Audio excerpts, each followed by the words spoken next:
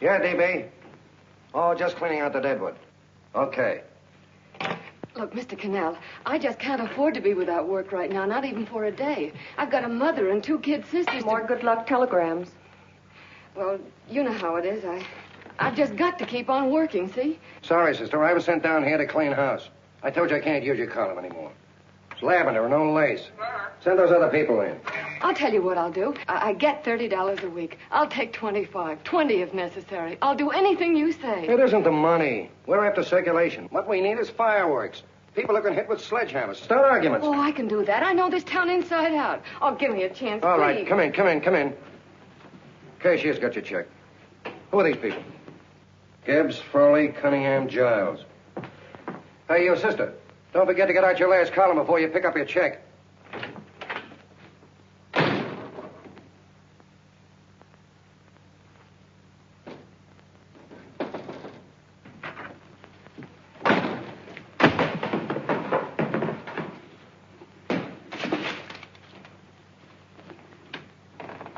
You're a couple of sticks shy in your column, man. Big rich slob like D.B. Norton buys a paper and 40 heads are chopped off. Did you get it, too? Yeah. You too? Oh, Joe. Oh, I'm sorry, darling. Why don't we tear the building down? Before you do, Ann, perhaps you'd better finish this column. Yeah, lavender and old lace. Wait, Joe. Wait. Wants fireworks, huh? Okay.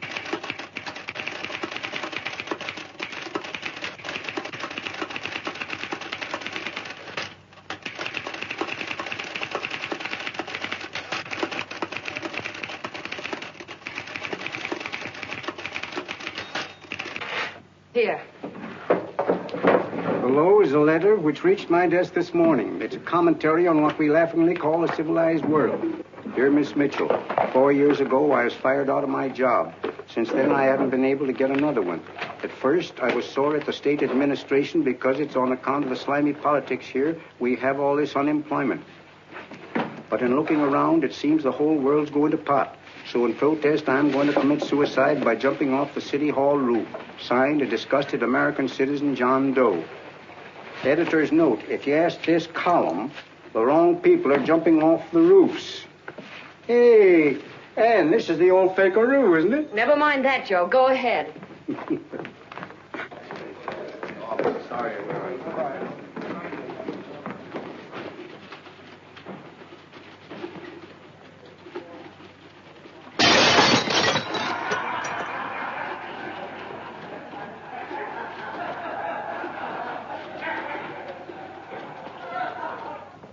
And it's because of the slimy politics that we have all this unemployment here. There it is. That's D.B. Norton's opening attack on the governor. Why, Jim, it's just a letter sent into a column. No, I can smell it. That's Norton. Good morning, gentlemen. Good morning, Governor. Good morning, Governor. You're rather early. Governor, did you happen to see this in a new bulletin? Yes. I had it served with my breakfast this morning. Jim thinks it's D.B. Norton at work. Of course it is. Oh, come, Jim. That little item, D.B. Norton does things in a much bigger way. This is his opening attack on you, Governor. Take my word for it. What did he buy a paper for? Why did he engage a high-pressure editor like Cannell for? He's in the oil business. I tell you, Governor, he's after your scalp. All right, Jim, all right. Don't burst a blood vessel. I'll look into it. You get me Spencer of the Daily Chronicle, please? Yes, I saw it, Governor. If you ask me, that's a phony letter. Why, that gag has got whiskers on it. Okay, I'll get the mayor and maybe the Chamber of Commerce to go after them. Get Mayor Lovett on the phone. Sorry, the mayor's busy on the other phone. Yes, I know, Mrs. Brewster. It's a terrible reflection on our city. I've had a dozen calls already. Spencer of the Chronicle. Hold it. Just a minute. Yes, Mrs. Brewster. I'm listening. I insist that this John Doe man be found and given a job at once. Now, if something isn't done about it, I'll call out the whole auxiliary. Yes, and the junior auxiliary, too. We'll hold a meeting and see that it is. Yes, Spencer? Who? The governor? Well, what about me? It's my building he's jumping off of, and I'm up for re-election, too. What are you doing? Get Cannell at the bulletin. Why, he's liable to go right past my window. Get me Cannell. What was that? What? Out the window. Something just flew by. I didn't see anything. Well, don't stand there, you idiot. Go and look. Open the window. Oh, why did he have to pick on my building? Is there a crowd in the street? No, sir. Then maybe he's caught on a ledge. Look again. I think it must have been a seagull. A seagull? What's a seagull doing around the city hall? That's a bad omen, isn't it? Oh, no, sir. The seagull is a lovely bird. It's all right, Mrs. Brewster. It was just a seagull. Can I help? Nothing's happened yet. No, I'm watching. Don't worry, Mrs. Brewster. Just leave it all to me. Spencer, I'll call you back. Hello, Cannell? What are you doing? This is the mayor. Yes, Mayor Lovett. How many times are you going to call me? I've got everybody and his brother and sister out looking for him. Did you see the box I'm running? An appeal to John Doe. Think it over, John. Life can be beautiful, says Mayor. If you need a job, apply to the editor of this paper and so forth and so forth. Okay, Mayor, I'll let you know as soon as I have something. What? Well, pull down the blinds. Went up to Miss Mitchell's house, boss. Boy, she's in a bad way. Where is she? Hey, do you know something? She supports a mother and 2 kids. What do you know about that? Did you find her? No. Her mother's awful worried about her. When she left the house, she said she was going on a roaring drunk. The girl, I mean. Go out and find her. Sure. Hey, but the biggest thing I didn't tell you, her old man's Doc Mitchell. You know the doctor Yeah. saved my mother's life and wouldn't take any money for it? You remember that. Okay, boss, I'll go and look for her. Holy smokes, Commissioner, you've had 24 hours. Okay, Hawkshaw, grab a pencil. Here it is again. About 5'5", brown eyes, light chestnut hair, and as fine a pair of legs as ever walked into this office. Did you want to see me? No. I've had the whole Army and Navy out searching for you because that's a game we play here every day. I remember distinctly being fired. That's right. But you have a piece of property that still belongs to this newspaper, and I'd like to have it. What's that? The letter. What letter? The letter from John Doe. Oh, The whole town's in an uproar. We've got to find him, and the letter's the only clue. there is no letter. We'll get a handwriting expert to... What? There is no letter. Say that again. There's no letter. I made it up. You made it up. Mm-hmm. You said you wanted fireworks. Don't you know there are 9 jobs waiting for this guy? 22 families want to board him free. 5 women want to marry him, and the mayor's practically ready to adopt him, and you... Just call the morgue, boss. They said there's a girl there. Shut up. Ann, say, why didn't you... Beatty. Only one thing to do, Hank. Drop the whole business quickly. How? Run a story. Say John Doe was in here and is sorry he wrote the letter and... That's right. You've got it, sure. He came in here, and I made him change his mind. Bulletin editor saves John Doe's life. Why, it's perfect. I'll have Ned write it up.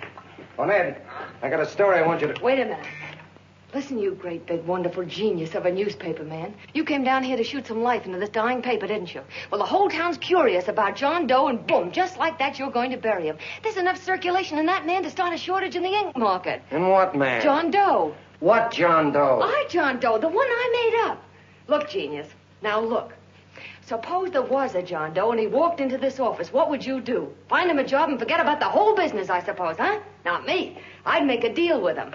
A deal? Sure, when you get hold of a stunt that sells papers, you don't drop it like a hot potato. Well, this is good for at least a couple of months. You know what I'd do? Between now and, let's say, Christmas when he's going to jump, I'd run a daily on. Starting with his boyhood, his schooling, his first job. A wide-eyed youngster facing a chaotic world. The problem of the average man, of all the John Does in the world. Now, then comes the drama. He meets discouragement. He finds the world his feet of clay. His ideals crumble. So what does he do? He decides to commit suicide and protest against the state of civilization. He thinks of the river, but no. No, he has a better idea. The city hall. Why? Because he wants to attract attention. He wants to get a few things off his chest, and that's the only way he can get himself heard. So? So he writes me a letter, and I dig him up. He pours out his soul to me. And from now on, we quote, I protest by John Doe. He protests against all the evils in the world. The greed, the lust, the hate, the fear. All of man's inhumanity to man. Arguments will start. Should he commit suicide or should he not? People will write in pleading with him. But no, sir. John Doe will remain adamant. On Christmas Eve, hot or cold, he goes. See? Very pretty. Very pretty indeed, Miss Mitchell. But would you mind telling me who goes on Christmas Eve? John Doe. What John Doe? The one we hire for the job, you lunkhead. Wait a minute. Let me get this through this lame brain of mine. Are you suggesting we go out and hire someone to say he's going to commit suicide on Christmas Eve? Is that it? Well, you're catching on. Who, for instance? Anybody. Beanie'll do. Why, sure. Who, me? Jump off a... Oh, no, any time at Christmas. I'm superstitious.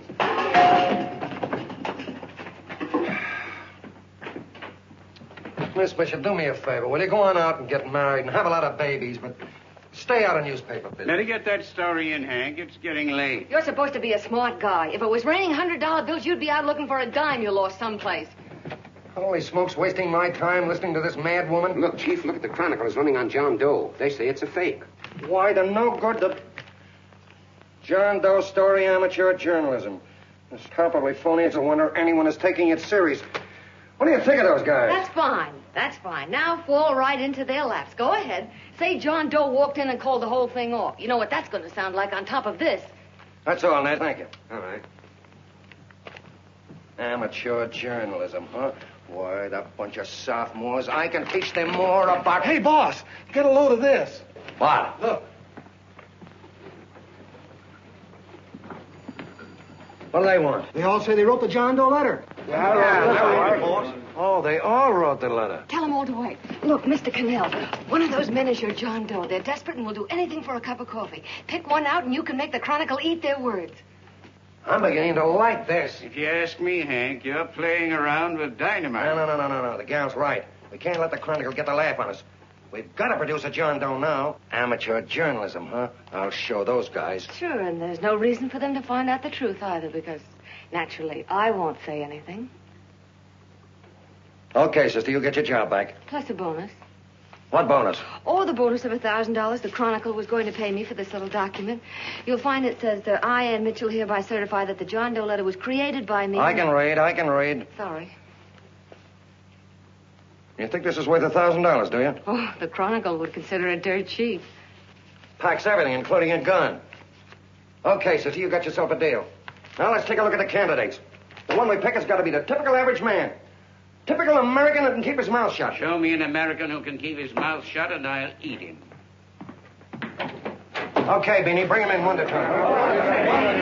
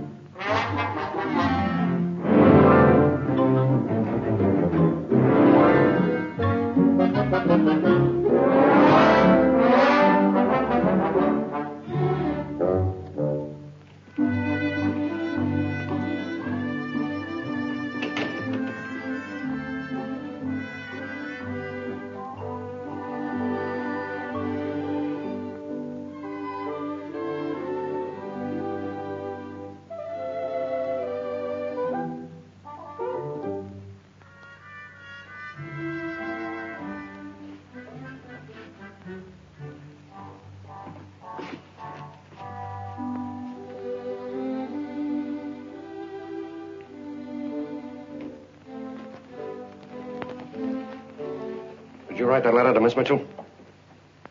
No, I didn't. What are you doing up here, then? Well, the paper says there were some jobs around loose. Thought there might be one left over. Had any schooling? Yeah, a little. What do you do when you work? I used to pitch. Baseball? Yeah. Till my wing went bad. Where'd you play? Bush leagues, mostly. How about family? Got any family? No. Oh, just traveling through, huh? Yeah. Me and a friend of mine. He's outside. Looks all right. Oh, it's perfect. A baseball player. What could be more American? I wish he had a family, though. Be less complicated without a family. Look at that face. It's wonderful. They'll believe him. Come on. What's your name? Willoughby. John Willoughby. Long John Willoughby, they called me in baseball. Would you like to make some money? Yeah. Maybe. Would you be willing to say you wrote that letter and stick by it? I get the idea. Yeah. Maybe. That's our man. He's made to order. I don't know. He don't seem like the kind of a guy that'd fall in line. When you're desperate for money, you do a lot of things, Mr. Cannell. He's our man, I tell you. He's fainted. Get the water quickly. Hurry up, Pop. Oh. Right here, sit down. You all right? Yeah, I'm all right. How many is that, 6?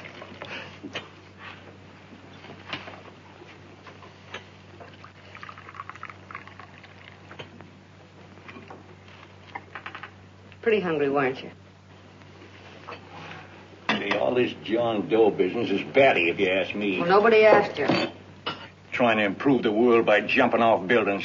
You couldn't improve the world if the buildings jumped on you. Don't mind the colonel. He hates people. He likes you well enough to stick around. Well, that's because we both play doohickeys. I met him in a boxcar a couple of years ago. I was fooling around with my harmonica, and he comes over and joins in. I haven't been able to shake him since.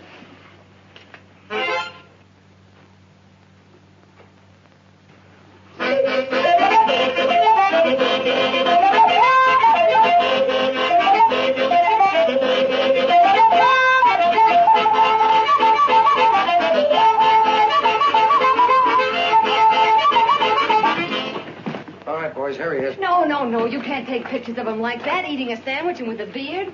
But he's going to jump off a building. Yes, but not because he's out of a job. That's not news. This man's going to jump as a matter of principle. Well, maybe you're right. We'll clean him up and put him in a hotel room under bodyguards. We'll make a mystery out of him. Did you speak to Mr. Norton? Thinks it's terrific. Says for us to go the limit. Wants us to build a bonfire under every big shot in the state. Oh, swell. Is that the contract? Yeah. What's he doing here? Friend of his. They play duets together. Duets? But can we trust him? Oh. I trust him. Oh, you trust him, eh? Well, that's fine. I suppose he trusts you, too. Oh, stop worrying. He's all right. Okay, but we don't want more than a couple of hundred people in on this thing. Now, the first thing I want is an exact copy of the John Doe letter in your own handwriting. I've got it already. Here. Well, that's fine. Now, I want you to sign this agreement. It gives us an exclusive story under your name, day by day, from now until Christmas. On December 26th, you get one railroad ticket out of town. And the bulletin agrees to pay to have your arm fixed. That's what you want, isn't it? Yeah, but it's got to be by Bonesetter Brown. Okay, Bonesetter Brown goes. Here, sign it. Meanwhile, here's $50 spending money. That's fine. Beanie? Yes, boss. Take charge of him. Get him a suite at the Imperial and hire some bodyguards. Yeah, and some new clothes, Beanie. Think we better have him to Laos? Yeah. Both of them? Yes, both of them, but don't let them out of your sight. Hey, Beanie, gray suit, huh? Yeah. Okay, fellas.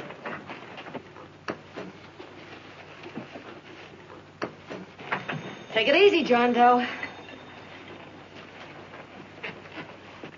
And you start pounding that typewriter. Oh, boy, this is terrific.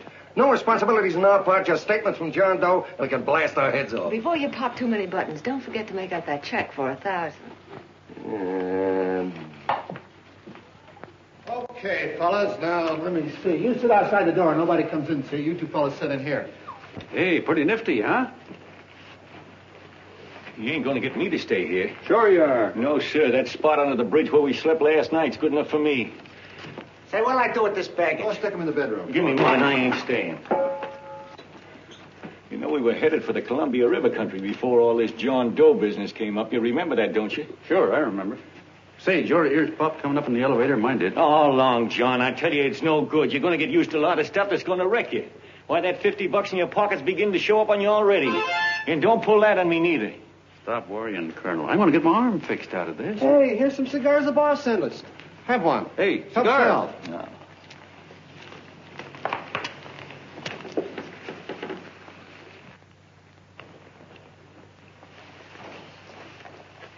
Say, I'll bet you even the major leaguers don't rate an outfit like this. Here, make yourself comfortable. Paper? I don't read no papers, and I don't listen to radios either. I know the world's been shaped by a drunken barber, and I don't have to read it. I've seen guys like you go under before. Guys that never had a worry. Then they got a hold of some dough and went goofy. The first thing that happens to a Hey, guy... get a load of the bedroom. No. The first thing that happens to a guy like that, he starts wanting to go into restaurants and sit down at a table and eat salads and cupcakes and tea. Boy, what that kind of food does to your system.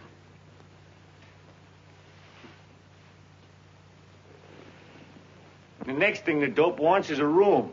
Yes, sir, a room with steam heat and curtains and rugs. And before you know it, he's all softened up and he can't sleep unless he has a bed.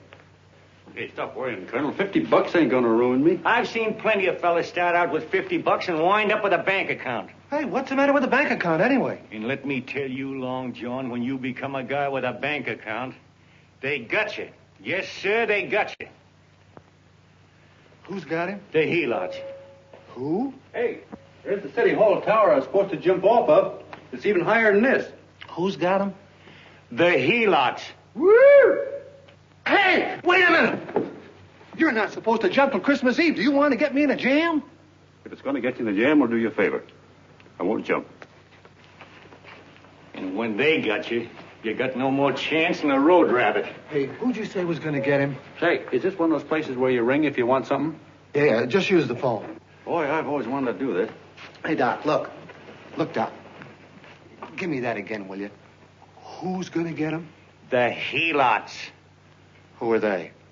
Listen, sucker, you ever been broke? Sure, mostly often. All right. You're walking along. Not a nickel in your jeans. You're free as the wind. Nobody bothers you. Hundreds of people pass you by in every line of business. Shoes, hats, automobiles, radios, furniture, everything. And they're all nice, lovable people. And they let you alone. Is that right?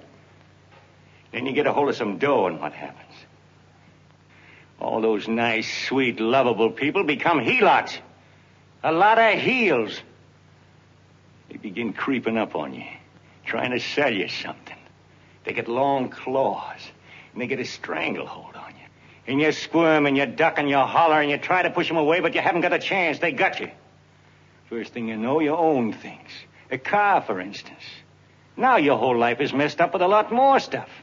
You get license fees, and number plates, and gas, and oil, and taxes, and insurance, and identification cards, and letters, and bills, and flat tires, and dents, and traffic tickets, and motorcycle cops, and courtrooms, and lawyers, and fines, and 1,000,001 other things.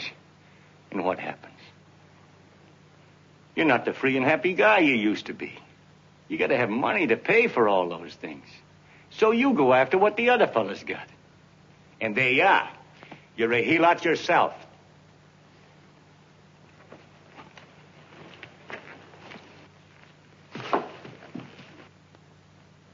You win, Colonel. Here, take the 50. Go out and get rid of it. You bet I will, just as fast as I can. I'm going to get some canned goods, a fishing rod, and the rest I'm going to give away. Give away? Hey, get me a pitcher's glove. I got to get some practice. Say, he's giving it away. I'm going to get me some of that. Hey, come back here, you helot. Well, you send up 5 hamburgers with all the trimmings, 5 chocolate ice cream sodas, and 5 pieces of apple pie. No, apple with cheese. Yeah, thanks.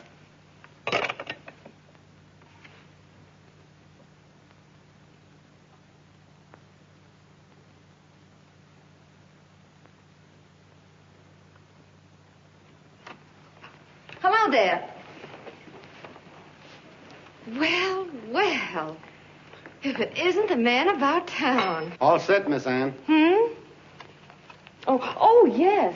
Let's go. Let's see, we want some action in these pictures. Action? That's good. No. This man's going to jump off a roof. Oh. Here, wait a minute. Let me comb your hair. Sit down. Yeah, that's better.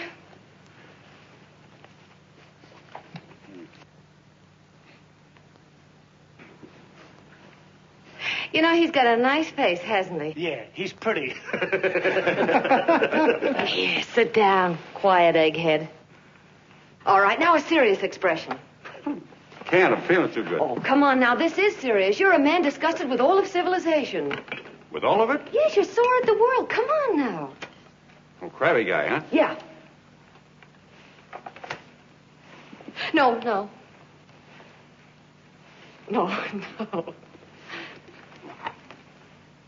No, look. You don't have to smell the world. Well, all those guys in the picture. Never mind those guys. All right, stand up. Now, let's see what you look like when you protest. Against what? Against anything. Just protest. You got me. Oh, look, I'm the umpire, and you just cut the heart of the plate with your fast one, and I called it a ball. What would you do? Oh, you did, huh? Yeah. Why can't you call him right, you boneheaded... Grab it, Eddie, grab it!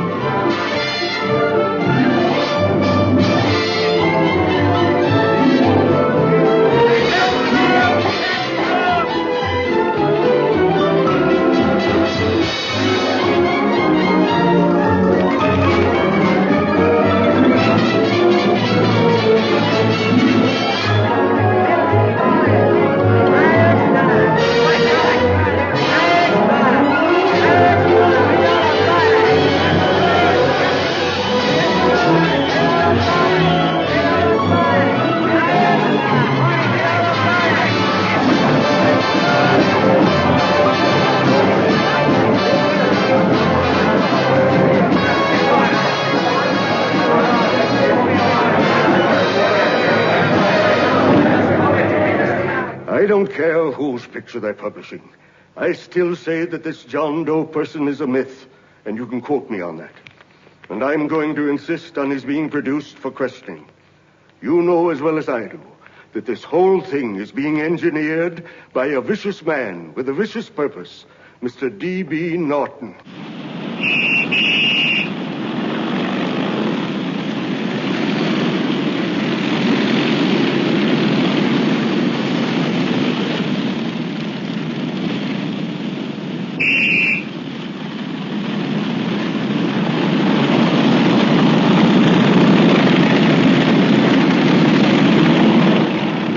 And Miss Mitchell are at the house, sir. Oh, they are? All right. Come on. Personally, I think it's just plain stupidity to drop it. Now, you should see his fan mail. Thousands. Why, it's going over like a house afire. What are you afraid of, Canelo? It's doubled our circulation. Yeah, but it's got everybody sore. Ads are being pulled. The governor's starting a libel suit. What's more, they all know John Doe's a phony, and they insist on seeing Well, what about it? Let them see him. We'll go on one better. They can also hear him. You own a radio station, Mr. Norton. Why not put him on the air? Watch out for this dame, DB. She'll drive you batty. Oh, Look, we can't let him get to this Bush League pitcher and start pumping him. Good night. Now, tell him what that screwball might do. I walked in yesterday. Here he is, standing on a table with a fishing pole. Fly casting. Take my advice and get him out of town before this thing explodes in our faces. If you do, Mr. Norton, you're just as much of a dumb cluck as he is. Excuse me. No, you got yourself a meal ticket and you hate to Sure, let it's go. a meal ticket for me. I admit it, but it's also a windfall for somebody like Mr. Norton who's trying to crash national politics. That's what you bought the newspaper for, isn't it? You want to reach a lot of people, don't you? Well, put John Doe in the air and you can reach 130 million of them. He can say anything he wants and they'll listen to him. All right, we'll forget the governor and the mayor and all the small fry like that. This can arouse national interest. If he made a hit around here, he can do it every place else in the country. And you'll be pulling the strings, Mr. Norton. Go down to the office and arrange for some radio time. Well, DB, you're not going I to want it fall. as soon as possible. Okay. I just came in to get warm myself. Come on, let's go. Don't you go. I want to talk to you.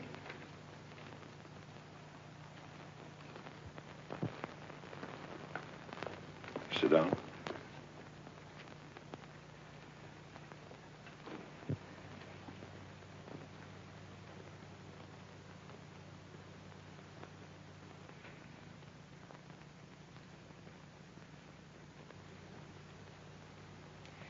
Hey, this John Doe idea was yours, huh? Yes, sir.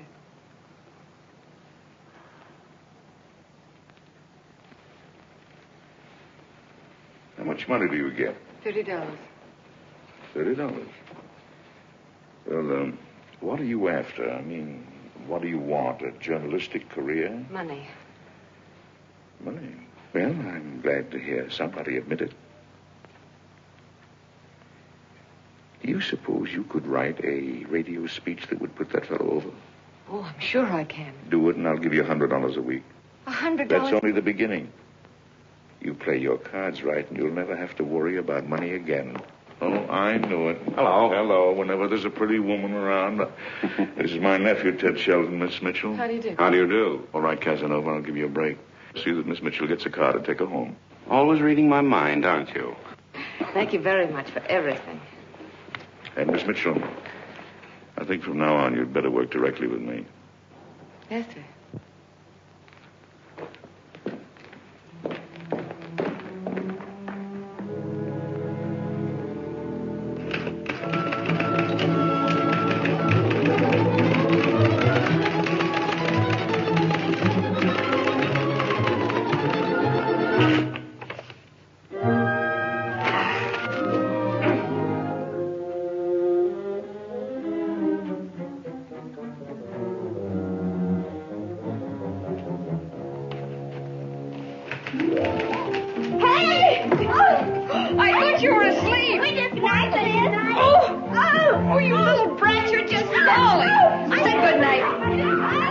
Come, children. It's past your bedtime. Go on, Mama. Come on. Now, keep Booch off Stick your there. fork through me. I'm done. I'll never get this speech right. Oh, yes, you will, Ann, dear. You're very clever. Yeah, I know. What are you looking for? Your purse, I need $10. What for? I gave you 50 just the other day. Yes, I know, dear, but Mrs. Burke had her baby yesterday. 9 pounds. And there wasn't a thing in the house. And then the community chest lady came. And the 50's all gone, huh? Who's the 10 for? The Websters. The Websters. You remember those lovely people your father used to take care of. I thought I'd buy them some groceries.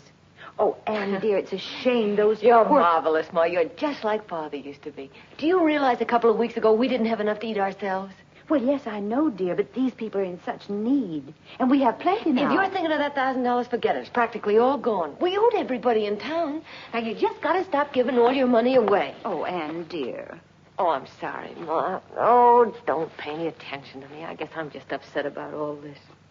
Gee whiz, here I am with a great opportunity to get somewhere, to give us security for once in our lives, and I'm stuck. If I could put this over, your Mrs. Burke can have 6 babies. You mean this speech you're writing? Yeah, I don't know. I simply can't get it to gel. I created somebody who's going to give up his life for a principle. Hundreds of thousands of people are going to listen to him over the radio. And unless he says something that's sensational, it's just no good. Well, honey, of course, I don't know what kind of a speech you're trying to write, but judging from the samples I've read, I don't think anybody will listen. What? Darling, there's so many complaining political speeches. People are tired of hearing nothing but doom and despair on the radio. If you're going to have him say anything, why don't you let him say something simple and real, something with hope in it? If your father were alive, he'd know what to say. Oh, yeah. Father certainly would. Wait a minute.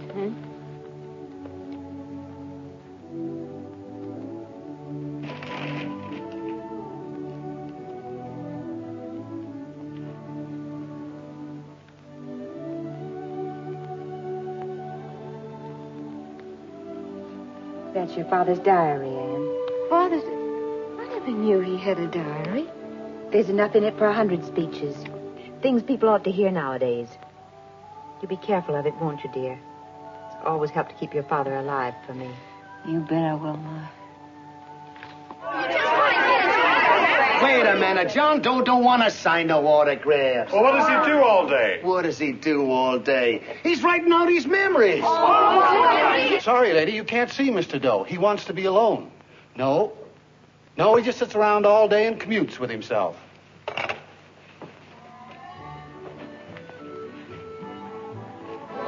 Boom!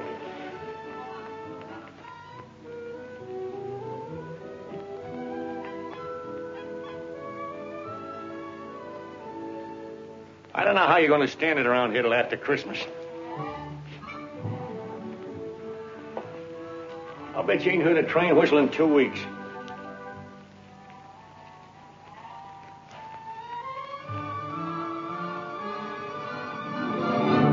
Steam right!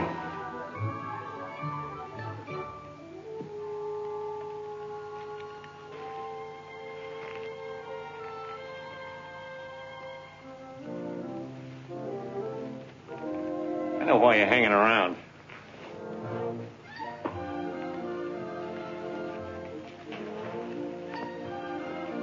You're stuck on the girl. That's all a guy needs is to get hooked up with a woman.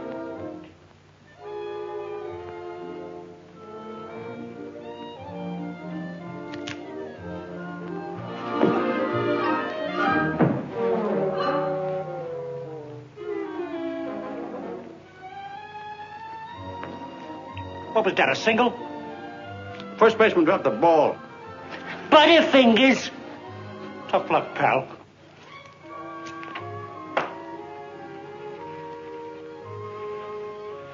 Guy has a woman on his hands. First thing he knows, his life is balled up with a lot more things. Furniture.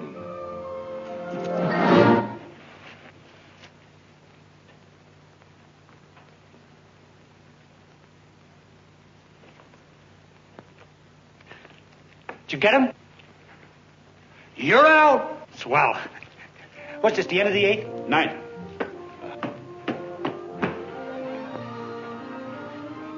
Hey, Beanie, there's a couple of mugs in the Chronicle snooping around out here. Huh. Come on, Angel Face. Gangway. What's the score, Angel Face? 3-2, off paper. Gee, that's great.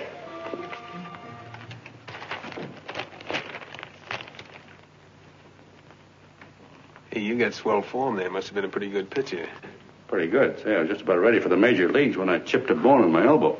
I got it pitching a 19-inning game. 19? Yeah. There was a major league scout there watching me, too. And he came down after a game of the contract. You know what? I couldn't lift my arm to sign it. I'll be okay, though, as soon as I get it fixed up. It's too bad. What do you mean, too bad? Huh? Oh, that you'll never be able to play again. What are you talking about? I just told you I was going to get... Well, you know how they are in baseball if a guy's mixed up in a racket. Racket? What do you mean? Well, I was just thinking about this John Doe business. Why, as soon as it comes out it's all a fake, you'll be washed up in baseball, won't you? Yeah. Hey, doggone. I never thought about that.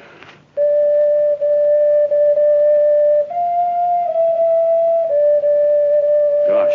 And another thing, what about all the kids in the country? The kids that idolize ball players. What are they going to think about you?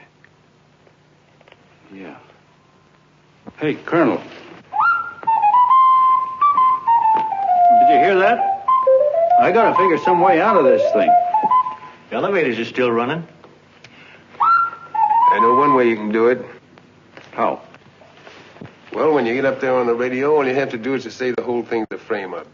Make you a hero sure as you're born. Yeah, but how am I going to get my arm fixed?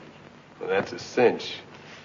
I know somebody that'll give you $5,000 just to get up on the radio and tell the truth. $5,000? Yeah, $5,000, and he gets it right away. You don't have to wait till Christmas.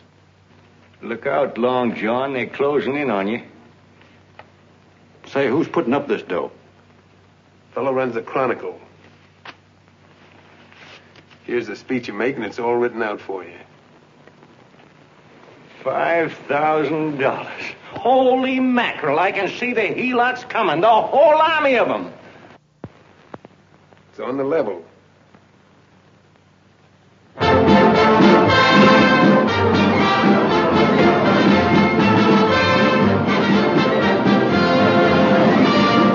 No, I'm sorry. Tickets for the broadcast are all gone. Phone the bulletin. Sorry, no more tickets left.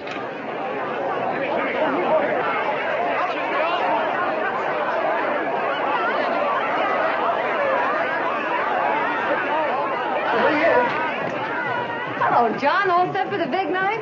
Swell. Turn around. One moment. Now stand still. Hold it, Mr. Doe. Hold it. Big smile, Mr.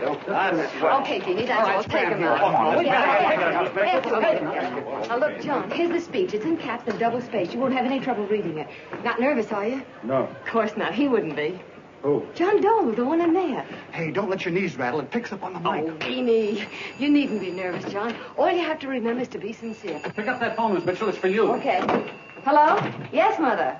Oh, thank you, darling. Oh, there he is, the poor dear man. Oh, good luck to you, Mr. Doe. We want you to know that we're all for you. The girls all decided that you're not to jump off any roof at all. Even if we have to stop it. You got the speech I gave you? Yeah. Now, look.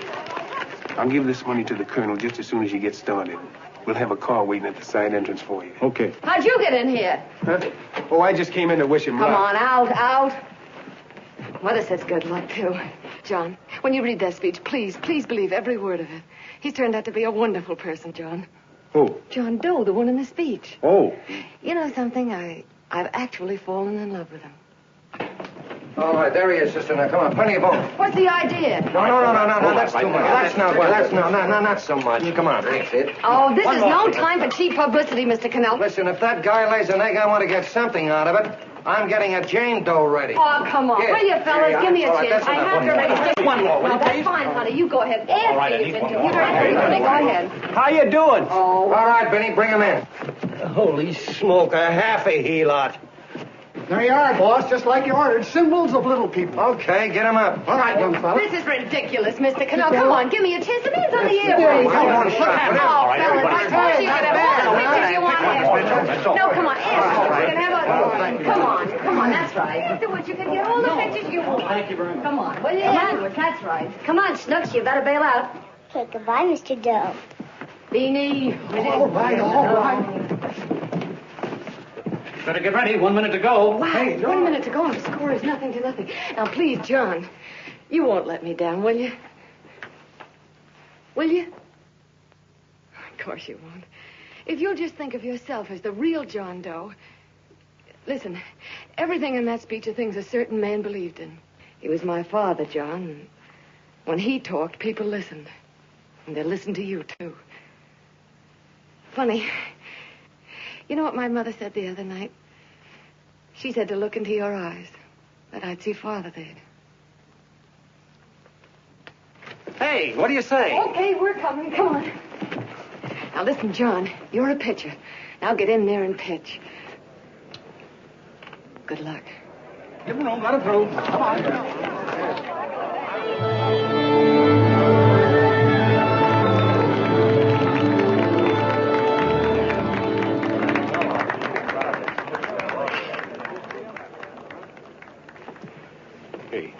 Let's get out of here. There's the door right there. Hey, what are you doing here? That's what I'd like to know. Come on, out. Hey, he's a friend of mine. Never mind, let him alone. He's all right. I'll be right over there pulling for you. No, John, over here.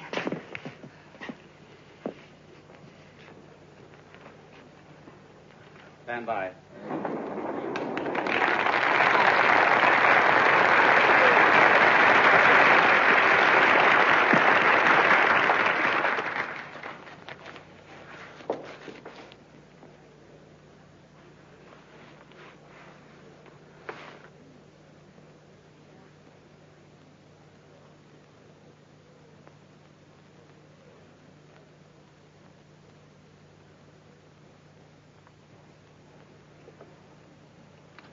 Phone the Chronicle. Tell them to start getting those extras out.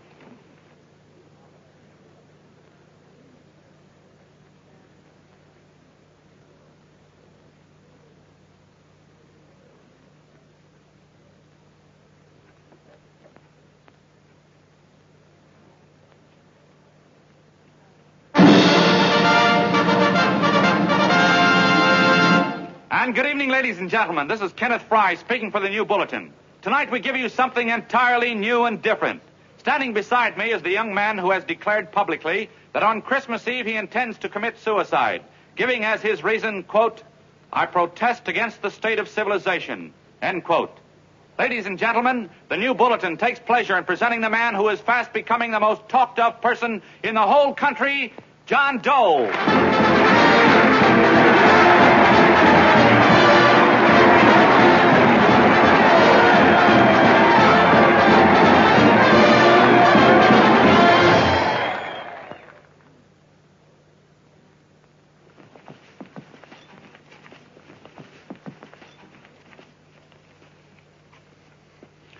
Ladies and gentlemen, I am the man you all know as John Doe. I took that name because it seems to describe the average man. And that's me. And that's me.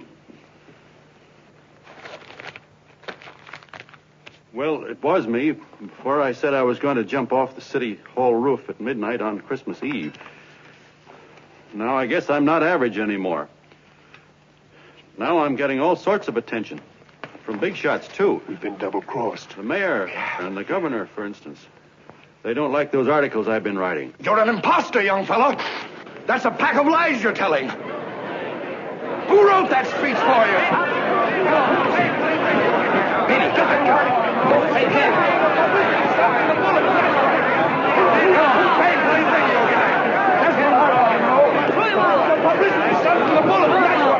Spencer. Ladies and gentlemen, the disturbance you just heard was caused by someone in the audience who tried to heckle Mr. Doe.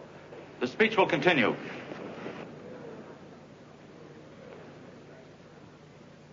Well, people like the governor and that fella there can stop worrying. I'm not going to talk about them. I'm going to talk about us, the average guys, the John Does. If anybody should ask you what the average John Doe is like, you couldn't tell him because he's 1,000,001 things. He's Mr. Big and Mr. Small. He's simple and he's wise. He's inherently honest, but he's got a streak of larceny in his heart. He seldom walks up to a public telephone without shoving his finger into the slot to see if somebody left a nickel there.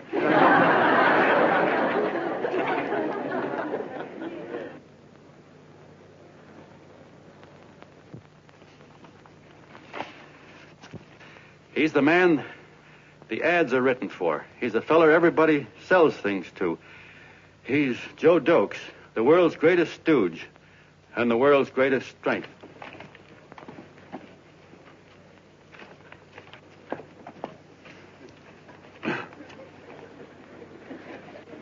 Yes, sir.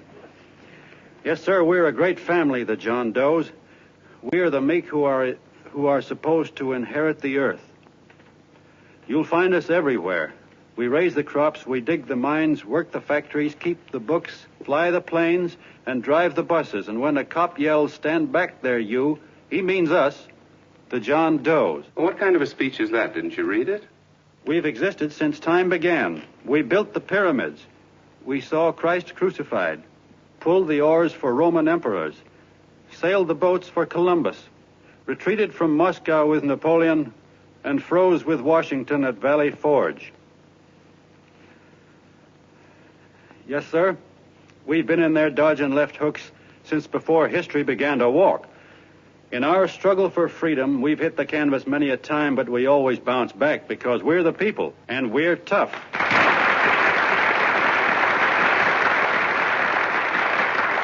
They've started a lot of talk about free people going soft, that we can't take it. That's a lot of hooey. A free people can beat the world at anything, from war to tiddlywinks, if we all pull in the same direction.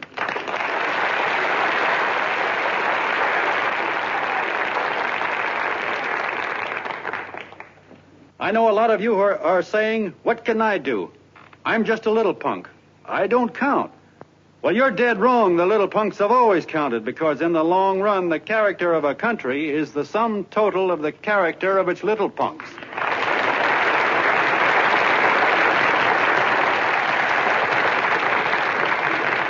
But we've all got to get in there and pitch. We can't win the old ball game unless we have teamwork. And that's where every John Doe comes in. It's up to him to get together with his teammate. And your teammate, my friends, is the guy next door to you. Your neighbor. He's a terribly important guy, that guy next door. You're going to need him, and he's going to need you, so look him up. If he's sick, call on him. If he's hungry, feed him. If he's out of a job, find him one. To most of you, your neighbor is a stranger, a guy with a barking dog and a high fence around him. Now, you can't be a stranger to any guy that's on your own team. So tear down the fence that separates you. Tear down the fence, and you'll tear down a lot of hates and prejudices. Tear down all the fences in the country, and you'll really have teamwork.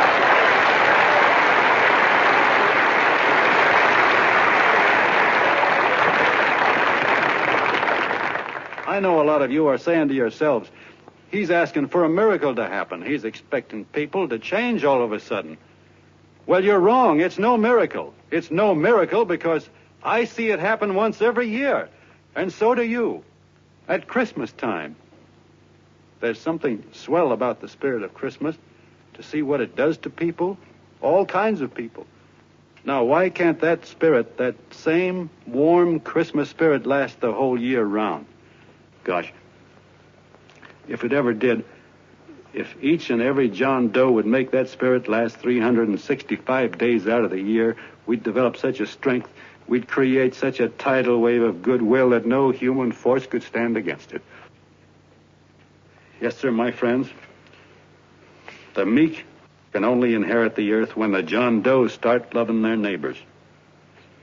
You better start right now. Don't wait till the game is called on account of darkness.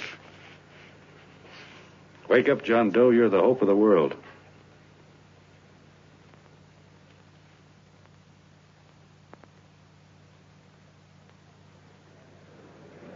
John, you're wonderful.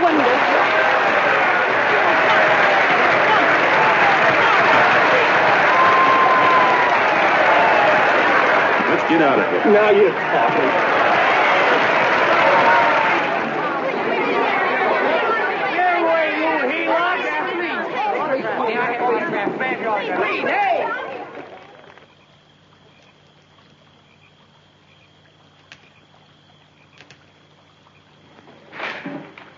I knew you'd wake up sooner or later.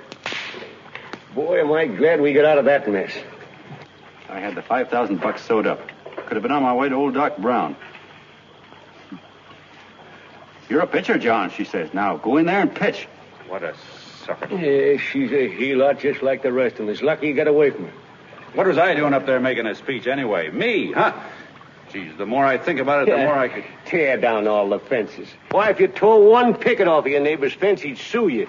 $5,000 had it right in my hand. What do you mean he ran away? We'll go after him, find him. That man is terrific.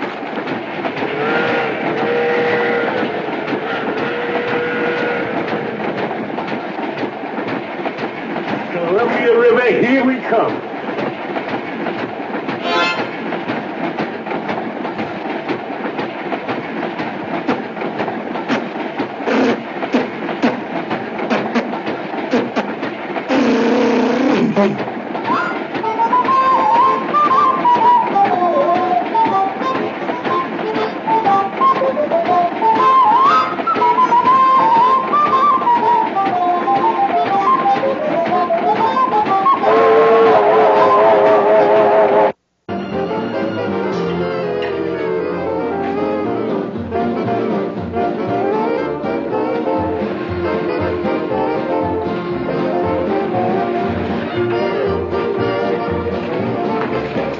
Jitterbugs.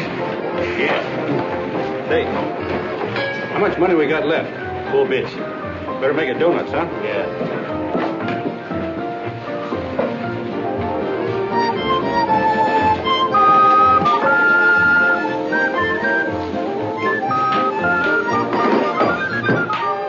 What'll it be, gents? Have you got a couple of steaks about that big and about that thick? Yeah, with hash brown potatoes and tomatoes and apple pie and ice cream and coffee. And donuts, I know. Hey, Ma, Sinkers, a pair. Fingers a pair coming up. Glad he took the tea out of there.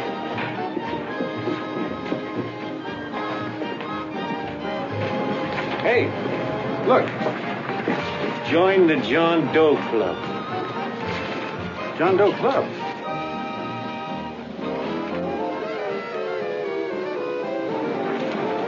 Uh-oh. You John Doe? Who? John Doe. Ah, you need glasses, buddy. Oh, but Jay, it's a spitting image of John Doe. Yeah, but his name is Willoughby. Oh, John Willoughby. I'm a baseball player. Sure. Oh, no, I'd know that voice anyway. You can't kid me. You John Doe. Hey, Ma! Ma! That's John Doe. John Doe. Yeah, sitting right there, big as life. Who'd you say it was? John Doe, the big guy there. Pictures in the paper. That's John Guy. John Doe. Sitting right there, John Doe. Hey, operator. Dan's Beanery. Look, call everybody in town. John Doe was just in my place. Yeah, he ordered donuts.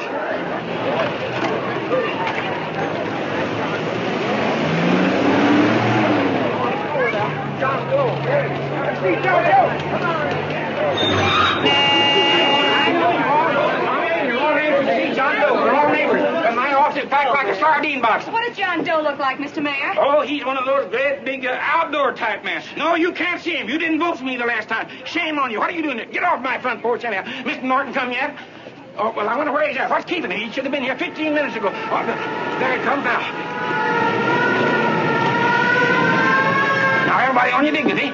Don't do anything to disgrace us. A little town, but we got to show off. Better let me talk to him. All right, but present it to him as a great cause for the common man. Ah, here he comes. Now, give him room down there. Give him room, folks. Come on now. Okay, come on. Here it comes. Here it comes. Here's Miss Martin. How do you do, Mr. Martin? I'm Mayor Hawkins. Here's Mr. Miles. Let me go, you darn fool. I'm the mayor. Mr. Martin. Mr. Martin. Mr. Martin. I'm Mayor Hawkins. Your office telephoned me to hold him. Well, that's fine. How is he? Oh, he's fine. He's right in my office there. You know, it's a great honor having John Doe here, and you too. Haven't had so much excitement since the old city hall burned down. People are so excited and they'll let George clothes off. Oh, Matilda Don, phone the newspapers, tell them Mr. Norton's here. Step right inside, Mr. Norton. My office. Very comfortable here, Mr. Norton. Just had it air conditioned. Gangway, please. Make room for Mr. Norton. Gangway. Gangway. Here he is, Mr. Norton. Well taken care of. The neighbors are serving him a light lunch. Hello, John. Well, Mr. Mayor, if you don't mind, we'd like to talk to him alone. Why, certainly, certainly. All right, everybody. Clear out. Everybody, quickly now. Come on. Come on. Come on. That's it. Oh, that's it. Don't argue with me here. Wait till we get home. Don't you push me around like that. Even though I'm your wife, you can't push me around. Look, Mr. Norton, I think you got a lot of nerve having those people hold us here. There's nobody holding you here, Mr. Doe. It's only natural There's that nobody holding us here. Let's get going. Incidentally, my name isn't Doe. It's Willoughby. Look, John, something terribly important's happened. They're forming John Doe clubs. We know of 8 already, and they say that there's John Doe clubs? What for? To carry out the principles you talked about in your radio speech.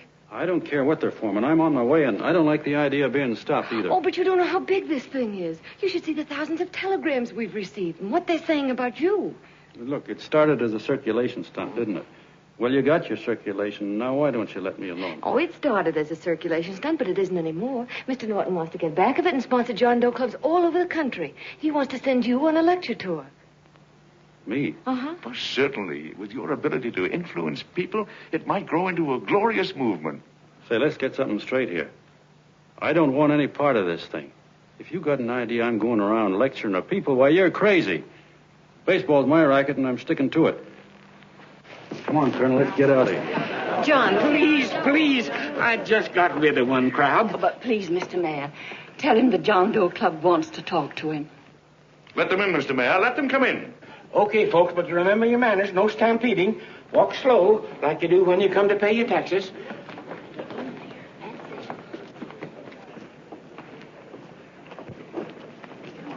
Okay. All right, give me a chance. Come right in. My name's Bert Hansen, Mr. Doe. I'm the head soda jerker at Schwabacker's drugstore. Well, sir, you see, me and my wife, we heard your broadcast, and we got quite a bang out of it. Especially my wife. Kept me up half the night saying, that man's right, honey. The trouble with the world is nobody gives a hoot about his neighbor. That's why everybody in town's sore and cranky at each other. And I kept saying, well, that's fine, but how's a guy going to go around loving the kind of neighbors we got? Old Sourpuss, for instance. You see, Sourpuss Smithers is a guy who lives all alone next door to us. He's a cranky old man that runs a second-hand furniture store. We haven't spoken to him for years. I always figured he was an ornery old gent that hated the world because he was always slamming his garage door and playing the radio so loud he kept half the neighbors up. Well, anyway, the next morning I'm out watering the lawn, and I look over, and there's Sourpuss on the other side of the hedge straightening out a dent in his fender. And my wife yells to me out the window. She says, go on, speak to him, Bert. And I figured, well, heck, I can't lose anything, so I yelled over to him, good morning, Mr. Smithers. He went right on pounding his fender. Was I burned? So I turned around to give my wife a dirty look, and she said, louder, he didn't hear you. So in a voice you could have heard in the next county, I yelled, good morning, Mr. Smithers. Well, sir, you could have knocked me over with a feather. Old Sourpuss turned around, surprised-like, and he put on a big smile, came over and took my hand like an old lodge brother, and he said, good morning, Hanson. I've been wanting to talk to you for years, only I thought you didn't like me. And then he started chatting away like a happy little kid, and he got so excited his eyes all... Well, Mr. Doe, before we got through, I found out Smithers is a swell egg, only he's pretty deaf, and that accounts for all the noises. And he says it's a shame how little we know about our neighbors. And then he got an idea. And he said, how's about inviting everybody someplace where we can all get together and know each other a little better? Well, I'm feeling so good by this time, I'm ripe for anything. So Smithers goes around the neighborhood inviting everybody to a meeting at the schoolhouse. And I tell everybody that comes in the store, including Mr. Schwabacker, my boss. I'm talking too much. Well, I'll be doggone if for 40 people don't show up. Of course, none of us knew what to do, but we sure got a kick out of seeing how glad everybody was just to say hello to one another. Tell him about making Sourpuss chairman. Oh, yeah. We made Sourpuss chairman and decided to call ourselves the John Doe Club. And say, incidentally, this is my wife. Come here, honey. This is my wife, Mr. Doe. How do you do, Mr. Doe? Sourpuss is here, too. Oh, is he? This is Sourpuss, or excuse me, Mr. Smithers, Mr. Doe. That's all right. If you didn't call me Sourpuss, it wouldn't feel natural. Well, anyway, I guess nearly everybody in the neighborhood came except the Delaney's. The Delaney's live in a big house with an iron fence around it, and they always keep their blinds drawn. And we always figured that he was just an old miser that sat back counting his money, so why bother about inviting him? Until Grimes, the milkman, spoke up and he said, say, you've got the Delaney's all wrong. And then he tells us about how they canceled their milk last week. And how when he found a note in the bottle, he got kind of curious-like, and he sort of peeked in under the blinds and found the house was empty. If you ask me, he says, they're starving. Old man Delaney has been bringing his furniture over to my place at night, one piece at a time, and selling it. Yeah. And, well, sir, a half dozen of us ran over there to fetch him, and we brought him to the meeting. What a reception they got. Why, everybody shook hands with him and made a fuss over them, and... Well, finally, Mr. and Mrs. Delaney just sat right down and cried. And then we started to find out about a lot of other people. Yeah, sure. Well, you know Grubel, for instance. Grubel's here. See? Yeah, that's a... Of course, you don't know Grubel, but he's the man that everybody figured was the worst no-account in the neighborhood because he was living like a hermit, and nobody would have anything to do with him. That isn't Little Murphy. The postman told us the truth. Why, Grubel, he says, he lives out of garbage cans because he won't take charity, because it'd ruin his self-respect, he says. Just like you said on the radio, Mr. Doe. Well, sir, about a dozen families got together and gave Grubel a job watering their lawns. Isn't that wonderful? And then we found jobs for 6 other people, and they've all gone off for leave. Yeah, and my boss, Mr. Schwabacker, made a job in his warehouse for old man Delaney. And he gave you that $5 raise. Yeah, wasn't that swell? Why, Bert, I feel slighted. I'd like to join, but nobody asked me. Oh, I'm sorry, Mayor, but we voted that no politician could join. Just the John Does of the neighborhood, because you know how politicians are. Well, the reason we wanted to tell you this, Mr. Doe, was just to give you an idea of what you started. And from where I'm sitting, I don't see any sense in you jumping off any building. No. Well, thank you for listening. Goodbye, Mr. Doe. You're a wonderful man, and it strikes me you can be mighty useful walking around for a while. Hey, goodbye, Mr. Doe. Goodbye, Mr. Doe.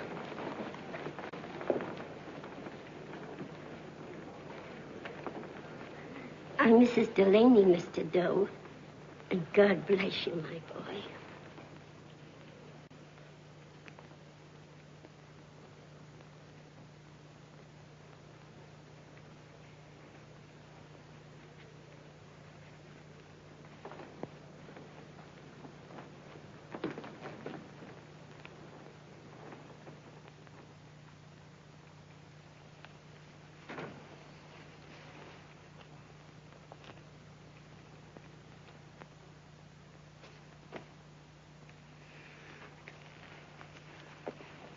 Gee whiz, I'm all mixed up. I don't get it. Look, all those swell people think I'm going to jump off a building or something. I never had any such idea. Gosh. The fellow'd have to be a mighty fine example himself to go around telling other people how to... Say, look, what happened the other night was on account of Miss Mitchell here. She wrote the stuff. Don't you see what a wonderful thing this can be? But we need you, John. You're hooked. I can see that right now. They got you. Well, I'm through. For 3 years, I've been trying to get you up to the Columbia River country. First it was your glass arm, then it was the radio, and now it's the John Doe clubs. Well, I ain't waiting another minute. Gangway, you helots. Hey, Colonel, wait a minute. Oh, please. Hey, Colonel! I want you personally to go along with John Doe and Miss Mitchell and handle the press and the radio. Me? Yes, I don't want to take any chances. And Johnson. Yes, Stevie? Your crew will do the mop-up job. They'll follow John Doe into every town, see that the clubs are properly organized and the charters issued. Right. There are only 8 flags up there now. I want to see that map covered before we get through.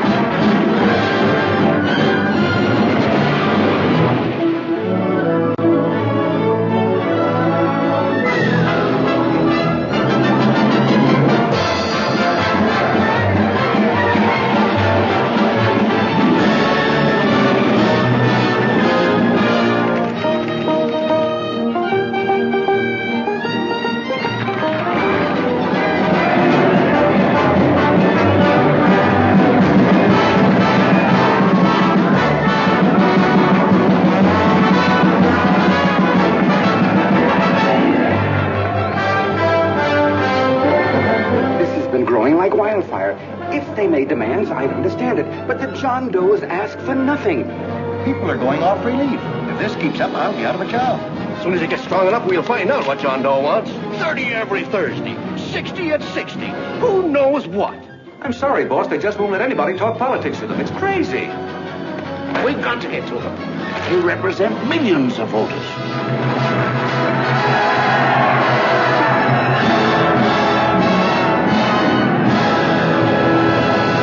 I tell you, ladies and gentlemen, this thing has been nothing short of a prairie fire.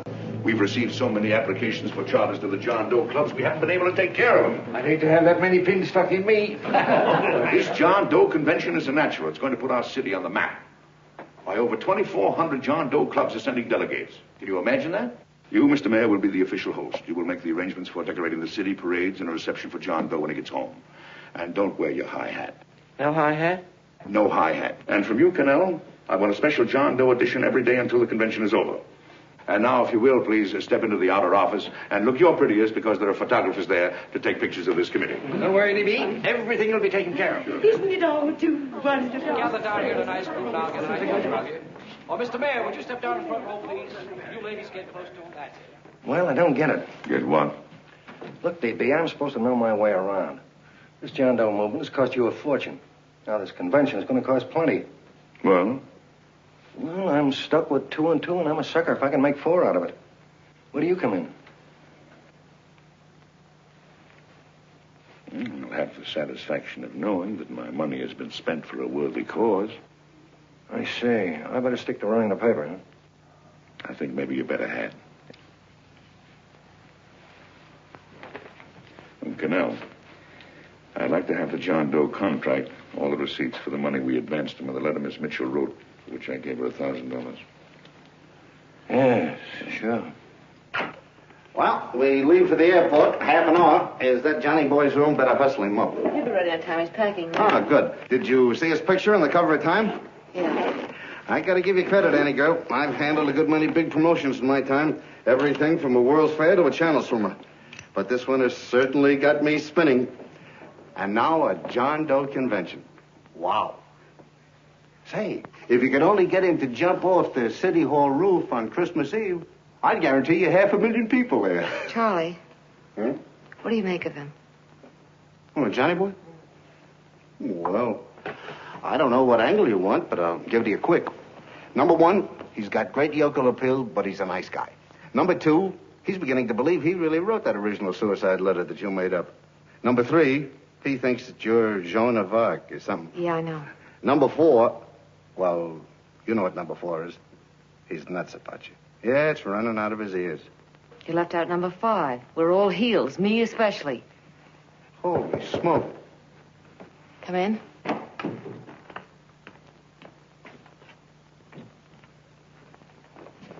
I'm all packed. Good. I'll go and get Beanie Boy.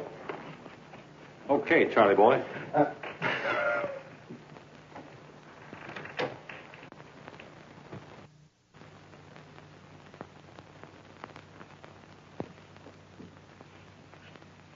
Can I help you pack? No, thank you.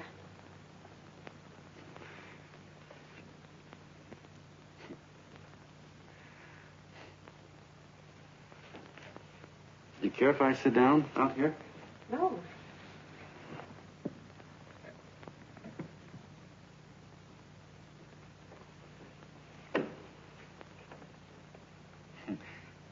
You know, I had a crazy dream last night. It was about you. About me? Sure was crazy. I dreamt I was your father.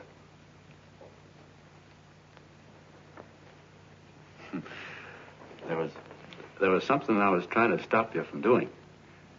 So I got up out of bed, and I walked right through the wall here, right straight into your room. You know how dreams are. And there you were in bed. But you're a little girl, you know, about 10. And very pretty, too. So I shook you, and the moment you opened your eyes, you hopped out of bed and started running like the devil in your nightgown. You ran right out the window there, and you ran out over the tops of buildings and roofs and everything for miles. And I was chasing you. And all the time you were running, you kept growing bigger and bigger and bigger, and pretty soon you were as big as you are now, you know, grown up. And all the time I kept asking myself, what am I chasing her for? And I didn't know. Isn't that a hot one? Well, anyway, you ran into some place, and then I ran in after you, and when I got there you were getting married. And the nightgown had changed into a beautiful wedding gown. You sure look pretty, too. And then I knew what it was I was trying to stop you from doing. Dreams are sure crazy, aren't they? Well, would you like to know who it was you were marrying?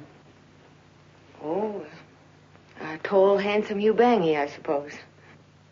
No, not that bad. It was that fellow that sends you flowers every day. Yeah, what's his name? Mr. Norton's nephew? Ted Sheldon. Yeah, that's the one. But here's the funniest part of it all. I was the fellow up there doing the marrying, you know, the justice of peace or something. You were? I thought you were chasing me. Well, yes, I was, but I was your father then, see? But the real me, John Doe, or that is, Long John Willoughby, I was the fellow up there with the book. You know what I mean? I guess so. Then what happened? Well, I took you across my knee and I started spanking you. That is, I didn't do it. I mean, I did do it, but it wasn't me, you see. I was your father then.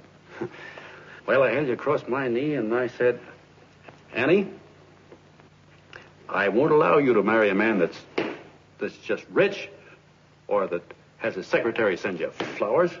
The man you marry has got to swim rivers for you. He's got to climb high mountains for you. He's got to slay dragons for you. He's got to perform wonderful deeds for you. Yes, sir. And all the time, the guy up there, you know, with the book, me, just stood there nodding his head. And he said, go to it, Pop. Whack her one from me, because that's just the way I feel about it, too. So he said, come on down here and whack her yourself. So I came down and I whacked you a good one. See? Then he whacked you. And I whacked you another one. We both started whacking you like... Well, if you're through whacking her, come on, let's get going. Okay, fellas, right in here. You go out the side entrance with a bunch of autograph seekers out front. We'll be down with the bags in a minute.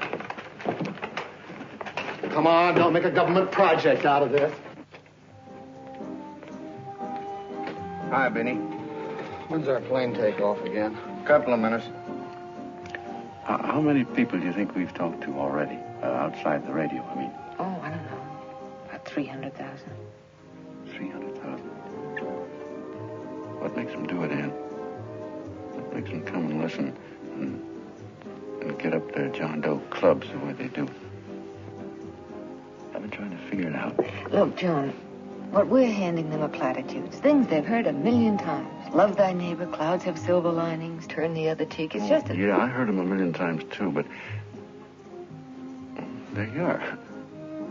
Maybe they're like me, just beginning to get an idea of what those things mean. You know, I never thought much about people before. They were always just somebody to fill up the bleachers. The only time I worried about them is when they didn't come in to see me pitch. You know, lately I've been watching them when I talk to them. I could see something in their faces. I could feel that they were hungry for something. You know what I mean? Maybe that's why they came. Maybe they're just lonely and wanted somebody to say hello to. I know how they feel. I've been lonely and hungry for something practically all my life.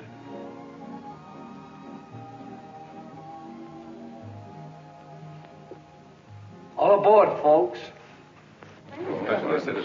Yeah, that's true. Oh, somebody else sitting here? No, that's your seat. And this is your coat. Mine? A little token of appreciation. Oh, it's beautiful, D.B. Well, I don't quite know what to say. Well, don't say anything at all. Just sit down. Oh. Go ahead, open it. Oh. lovely. And a new contract goes with it. Well, come on, spring it. You've got something on your mind. It must be stupendous. That's what I like about it. Right to the point. Like that. All right, Practical Annie. Here it is. Tomorrow night, before a crowd of 15,000 people and talking over a nationwide radio hookup, John Doe will announce the formation of a third party. A third party? Yes, the John Doe Party. Devoted entirely to the interests of all the John Does all over the country. Which practically means 90% of the voters. He will also announce the third party's candidate for the presidency. A man whom he personally recommends. A great humanitarian. The best friend the John Does have. Mr. D.B. Norton. Yes.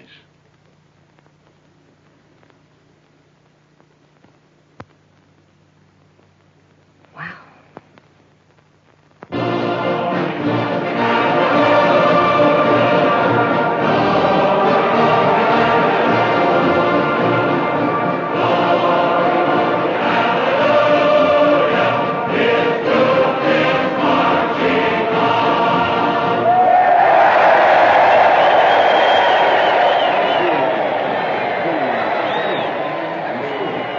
The opening of the convention is hours off. The delegates are already pouring into the ballpark by the droves, with lunch baskets, banners, and petitions asking John Doe not to jump off any roof. No matter how you look at it, it's still a phenomenal movement. These John Does, or the hoi polloi, as you've heard people call them, have been laughed at and ridiculed, but here they are, gay and happy, having traveled thousands of miles, their expenses paid by their neighbors, to come here to pay homage to their hero, John Doe.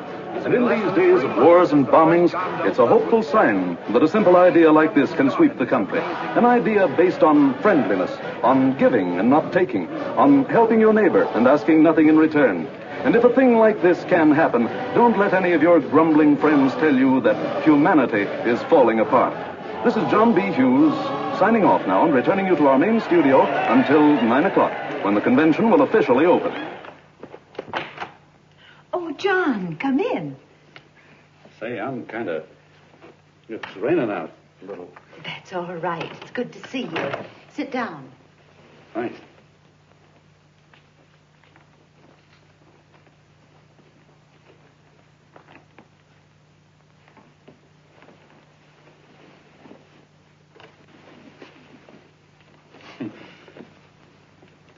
It's for Anne. Oh, how nice. Thank you very much. Flowers. I'm terribly sorry she isn't here. She isn't? No, she just left. I'm surprised you didn't run into her. She went over to Mr. Norton's house. Oh. Did you want to see her about something important? Yeah. Well, no, it'll wait. Say, he's a nice man, isn't he? Mr. Norton, I mean. He's done an awful lot for the...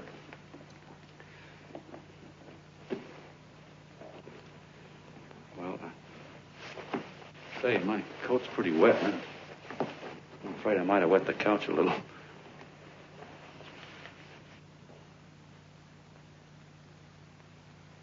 Well, I guess I'll see her at the convention later. Yes, of course. I'll see that she gets the flowers. Thanks. Good night, Mrs. Mitchell. Good night, John.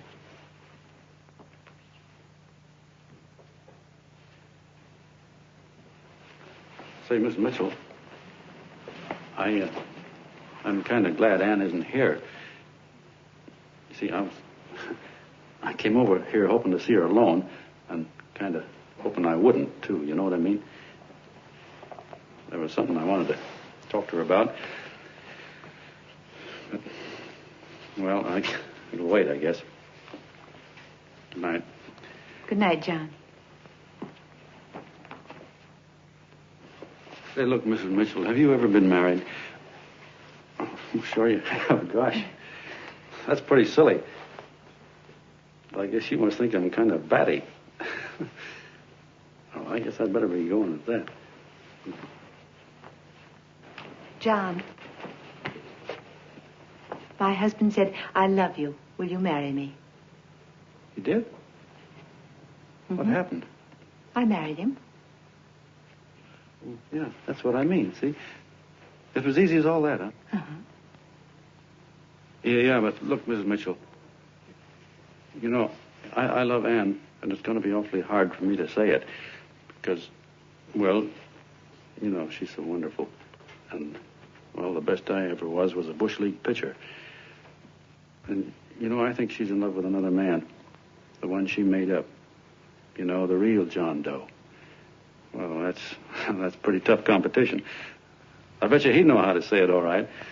With me, I get up to it and around it and in back of it, but I never get right to it. You know what I mean? So the only chance I've got is, well, if somebody could kind of give her a warning, sort of prepare her for the shock. You mean you'd like me to do it? Well, I was thinking that, yeah, you know, sort of break the ice. Of course I will, John. Gee, listen. Thank you, Mrs. Mitchell. Yeah, you're okay.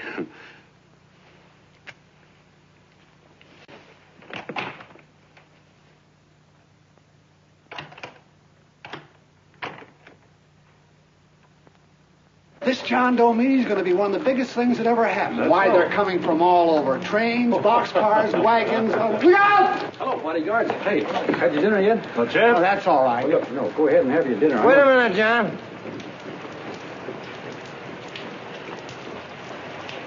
Hello, Mr. Connell. How are you, John? John, I want to have a little talk with you. What's the matter? Are you falling? Come here. Hey, boss. Oh, quiet. Say, tell me something. Did you read the speech you're going to make tonight? No, I never read the speeches before I make them. I get more of a kick out of it that way. Uh-huh. It's just exactly what I thought. Beanie, go on down to the office, tell Pop to give you the speech. There's a copy on my desk. Gee whiz, boss, you know Mr. Norton told me not to leave him, not even for a minute. Go on. We'll be at Jim's bar up the street. You're a nice guy, John. I like you. You're gentle. I always like gentle people. Me, I'm hard.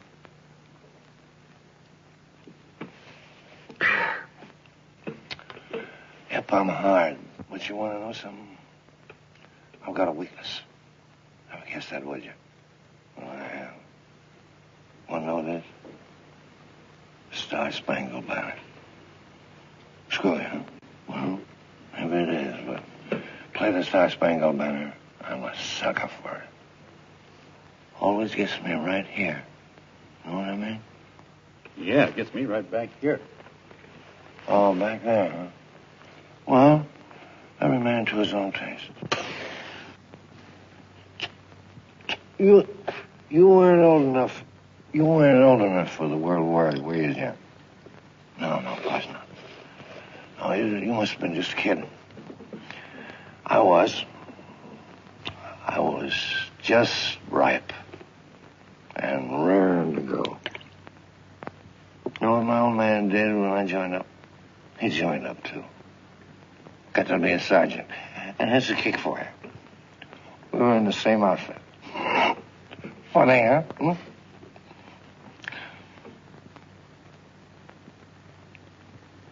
He was killed, John.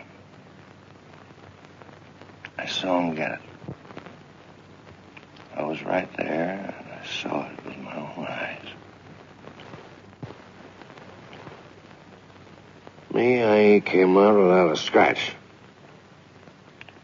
That is, excepting my ulcers.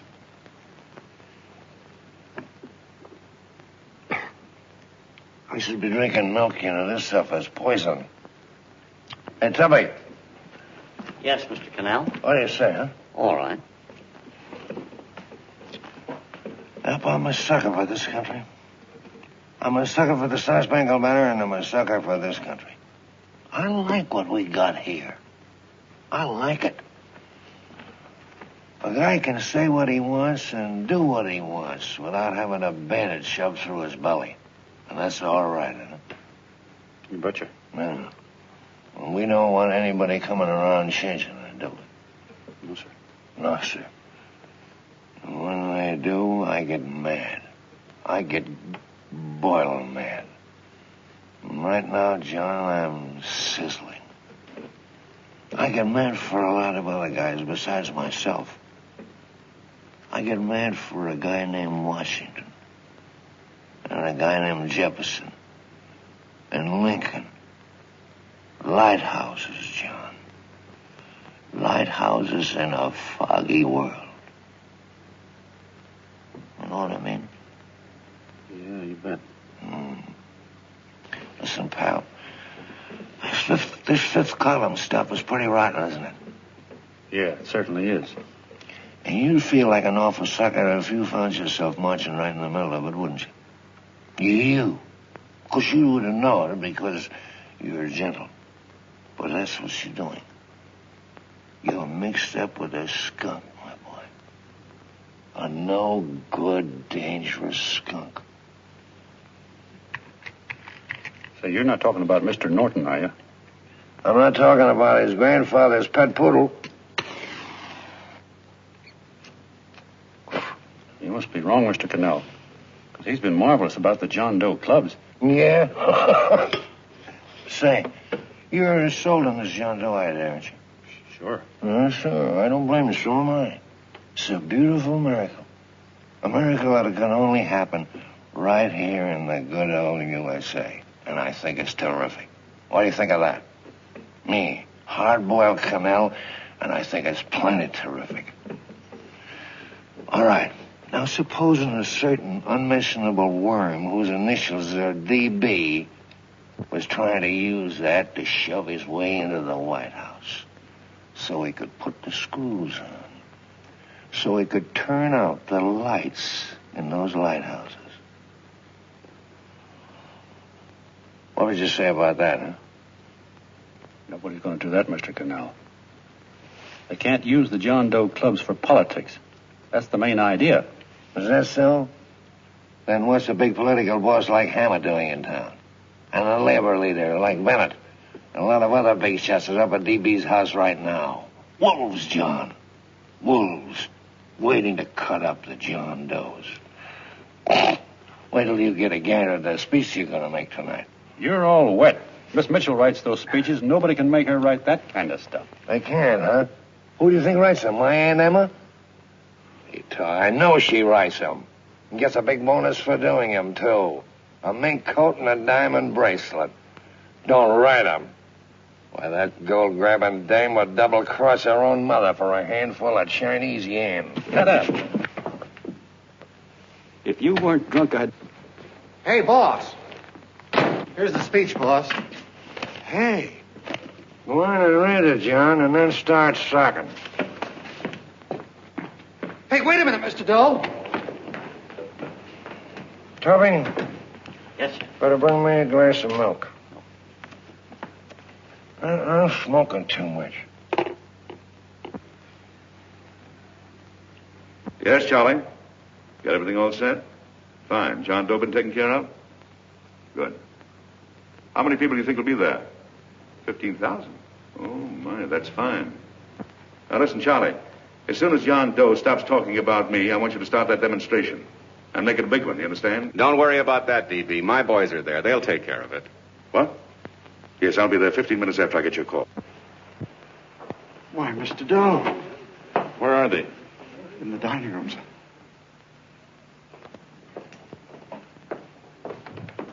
Now, gentlemen, I think we're about ready to throw that great big bombshell. Yeah, well, it's about time. Even a conservative estimate shows that we can count on anywhere between 10 and 20 million John Doe votes. Now, add to that the labor vote that Mr. Bennett will throw in, and the votes controlled by Mr. Hammett and the rest of you gentlemen in your own territories, and nothing can stop us. As I said before, I'm with you, providing you can guarantee the John Doe vote. Don't worry about that. You can count on me on one condition. Little Bennett's got to be taken care of. Didn't I tell you that everybody in this room would be taken care of? My agreement with you gentlemen stands. I'm with you, DB, but I still think it's a very daring thing we're attempting. These are daring times, Mr. Barrington. We're coming to a new order of things. There's too much talk been going on in this country. Too many concessions have been made. What the American people need is an iron hand. You're right. That's true. You're quite right, DB. Discipline. Right. And now, may I offer a little toast to Miss Ann Mitchell? The brilliant and beautiful lady who is responsible for all this. Mr. Norton, I'd like to talk to you alone for a minute. Oh, Miss Mitchell has something to say to us. Let's please.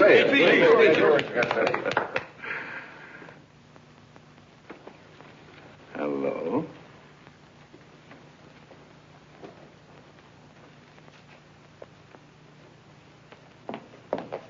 John, I'm so glad to see you. I was terribly worried. Did you write this?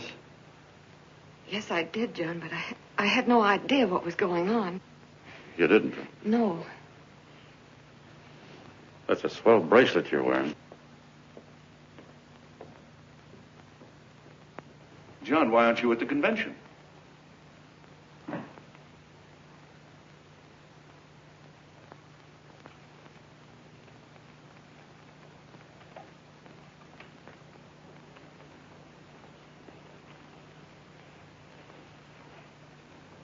Is there anything wrong? No, nothing's wrong. Everything's fine. So there's going to be a new order of things, huh? Everybody's going to cut himself a nice fat slice of the John Does, eh? You forgot one detail, Mr. Big Shot. You forgot me, the prize stooge of the world. Why, if you or anybody else thinks he's going to use the John Doe clubs for his own rotten purpose, he's going to have to do it over my dead body. Oh, hold on a minute, young man. Hold on. That's rather big talk. I started the John Doe clubs with my money. And I'll decide whether or not they're being properly used. No, you won't. You're through deciding anything. And what's more, I'm going down to that convention, and I'm going to tell those people exactly what you and all your fine feathered friends here are trying to cook up for them. And I'm going to say it in my own words this time. Stop it, Stevie. You ruined us, Stevie. Wait a minute, fella. My uncle wants to talk to you. Listen to me, my son. Before you lose your head completely, may I remind you that I picked you up out of the gutter and I can throw you right back there again?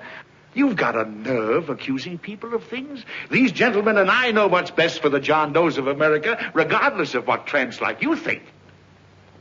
Get off that righteous horse of yours and come to your senses. You're the fake. We believe in what we're doing. You're the one that was paid the 30 pieces of silver. Have you forgotten that? Well, I haven't. You're a fake John Doe, and I can prove it. You're the big hero that's supposed to jump off tall buildings and things. Do you remember? What do you suppose your precious John Does will say when they find out that you never had any intention of doing it, that you were being paid to say so? You're lucky they don't run you out of the country. With the newspapers and the radio stations that these gentlemen control, we can kill the John Doe movement deader than a doornail. We'll do it, too, the moment you step out of line. Now, if you still want to go to that convention and shoot your trap off, you go ahead and do it.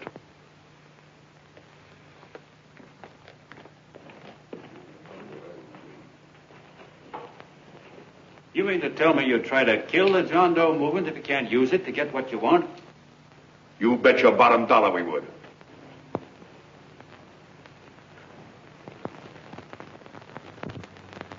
Well, that certainly is a new low. I guess I've seen everything now. You sit there back of your big cigars and think of deliberately killing an idea that's made millions of people a little bit happier. An idea that's brought thousands of them here from all over the country, by bus and by freight and jalopies and on foot, so they could pass on to each other their own simple little experiences. Why, look, I'm just a mug and I know it, but I'm beginning to understand a lot of things. Why, your type's as old as history. If you can't lay your dirty fingers on a decent idea and twist it and squeeze it and stuff it into your own pocket, you slap it down. Like dogs, if you can't eat something, you bury it. Why, this is the one worthwhile thing that's come along. People are finally finding out that the guy next door isn't a bad egg. That's simple, isn't it? And yet a thing like that's got a chance of spreading till it touches every last doggone human being in the world, and you talk about killing it. Why, when this fire dies down, what's going to be left? More misery, more hunger, and more hate. And what's to prevent that from starting all over again? Nobody knows the answer to that one, and certainly not you with those slimy, bollocked-up theories you got. The John Doe idea may be the answer, though. It may be the one thing capable of saving this cockeyed world. Yet you sit back there on your fat, hulks and tell me you'll kill it if you can't use it. Well, you go ahead and try. You couldn't do it in a million years with all your radio stations and all your power, because it's bigger than whether I'm a fake. It's bigger than your ambitions, and it's bigger than all the bracelets and fur coats in the world. You bet it is, John. And that's exactly what I'm going down there to tell those people. Wait a minute, you ungrateful rat. My uncle's been too good. He's getting away. John! Give me the bullet. John! I've always told you, D.B., you're playing with dynamite. Which way? All right, now, get away. Before he gets through tonight, he'll rule us all. Now, stop and call. Don't worry, I've been ready for this. John! Oh, John, please listen to me. Please, I can explain everything, John. I didn't know what they were going to do. Let me go with you, John. John, please. Go ahead, driver. The ballpark. Please, John. Please let me go with you. Please. John! Mr. Martin wants to see you. Listen to me, Mayor Lovett. You do as I say. I want them both arrested. You tell the police department to pick up Canal. I've got the girl here. I've got the bullet. I don't care what you charge him with. If you're worried, let him go in the morning, but keep him in jail overnight. Hello, Bulletin. Put that wire on.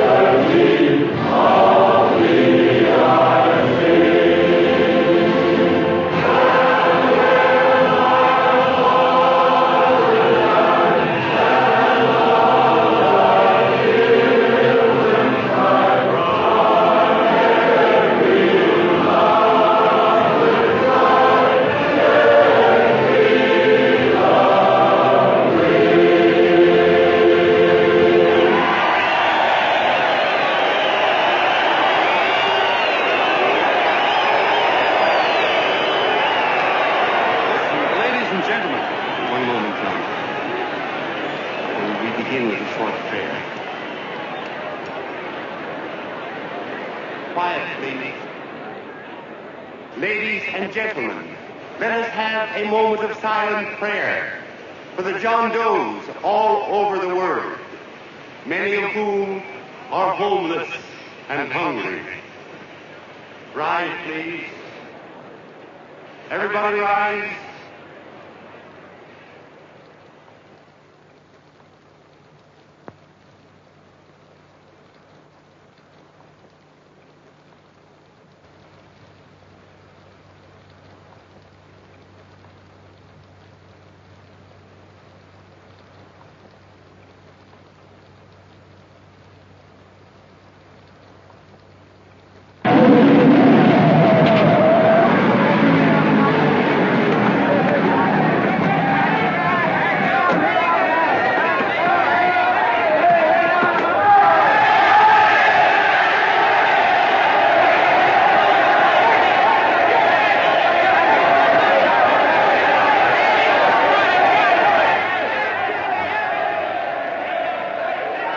Newsboys. Hundreds of yelling newsboys are swarming into the park like locusts. They're yelling John Doe's a fake. Fake.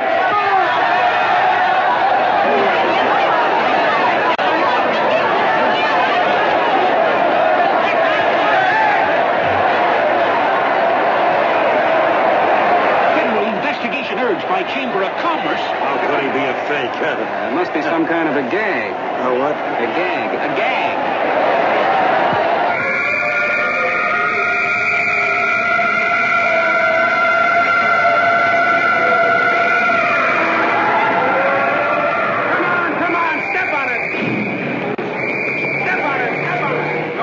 places now, so let's get going. Wait for the papers. Hey, miss, will you autograph my balloon? Sure.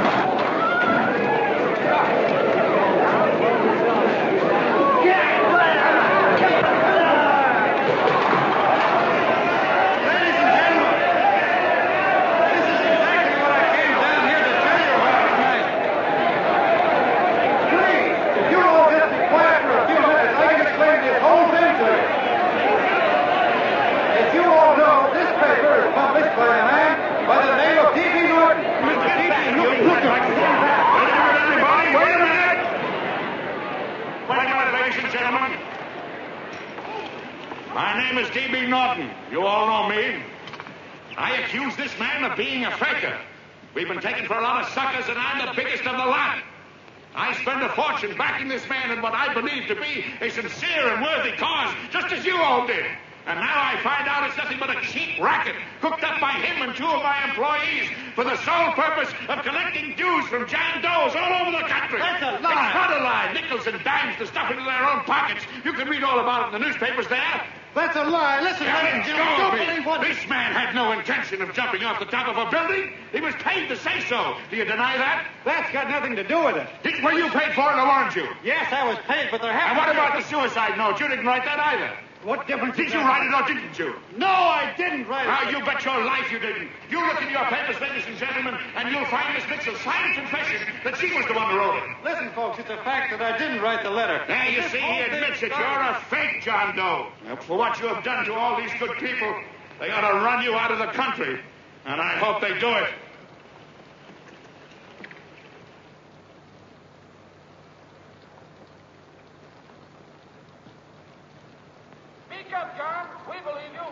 Please, listen, folks.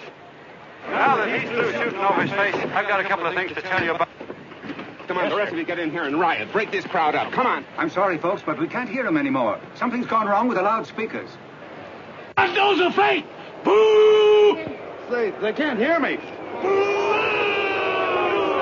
thing's not working. Ladies and gentlemen.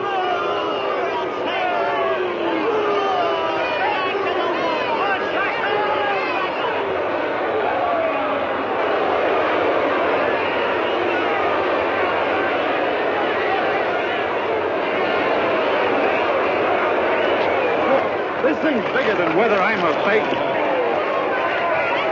Look, Kirk, you believe me, don't you? Sure, I believe you. Walking my legs off, thinking up 5,000 signatures for a phony.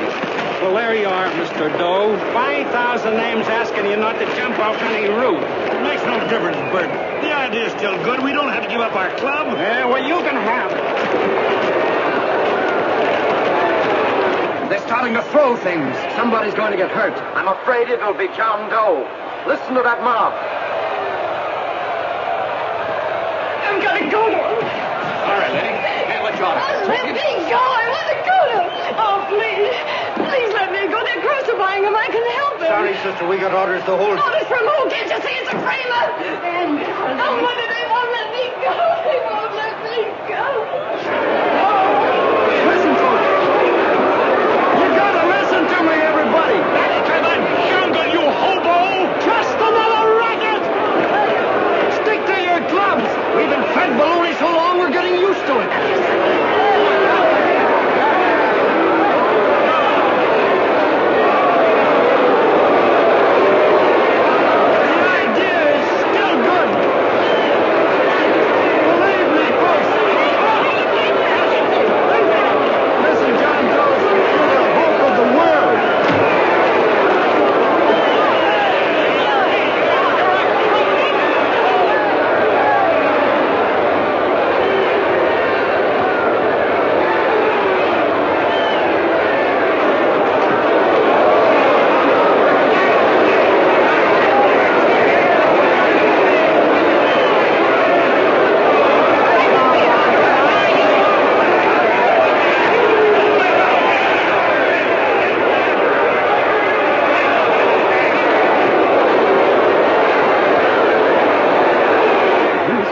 To get him out of the park. But if that boy isn't hurt, it'll be a miracle. Ladies and gentlemen, this certainly looks like the end of the John Doe movement. Well, boys, you can chalk up another one to the Pontius Pilates.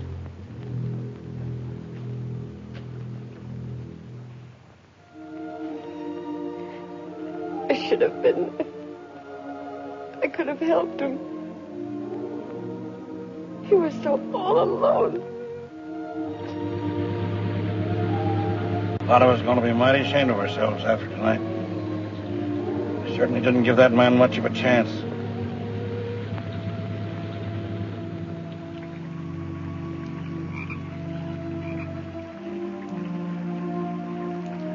Have some more coffee, Long John? No, thanks, Carl.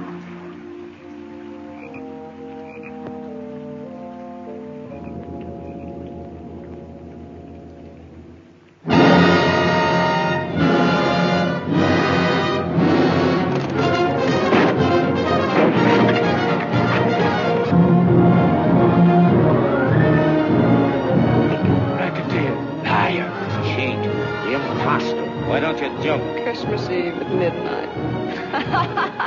Goodbye, Mr. Doe. You're a wonderful man. And God bless you, my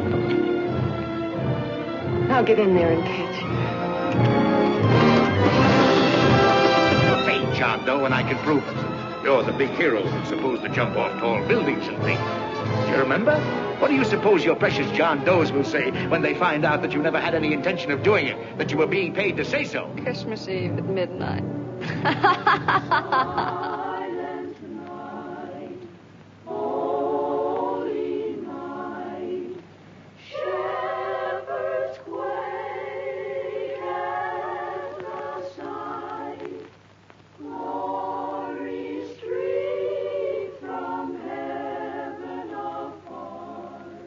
Merry Christmas, son.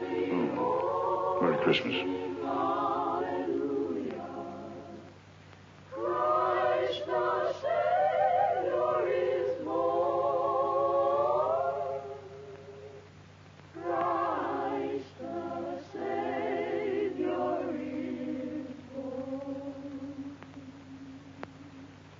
Thank you, sir.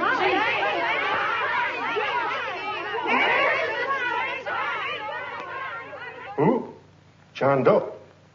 Is that screwball still around? Dame's been calling all day. Sure, I know. Yeah, at midnight, huh?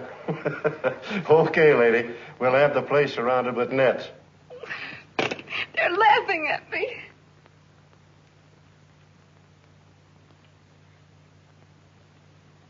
You're a sick girl, Anne. You better take it easy. Whom are you calling now? You called that number not 10 minutes ago. Hello, Mr. Cannell. Have you seen him yet? Now, listen, Ann. He can't possibly get in without our seeing him. I'm watching the side door, and the colonel's out front, so stop worrying. Oh. Thank you.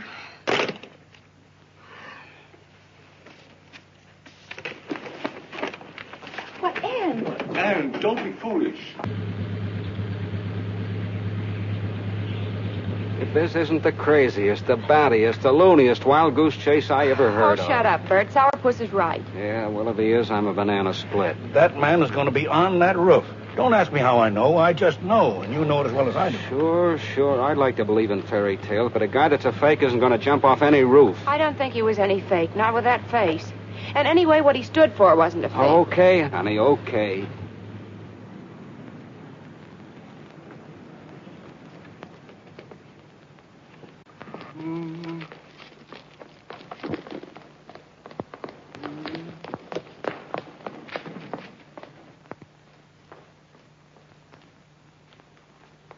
Elevators ain't running. Colonel, You shouldn't have got out of bed, miss. has he been here? No. Have you seen him? I ain't seen him for a week. Where's Cannell? He's watching the other door. Oh, you're swell. Oh. No sense in going up there. I've been here for hours. He ain't here. Let me go, will you? Now, that's crazy. It's 14 floors.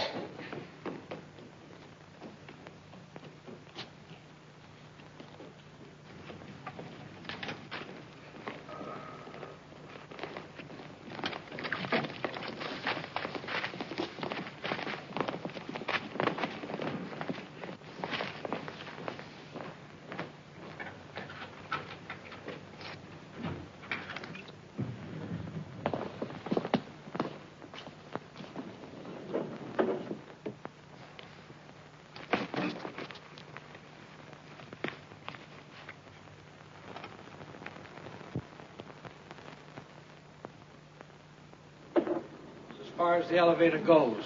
We got to walk up to the tower.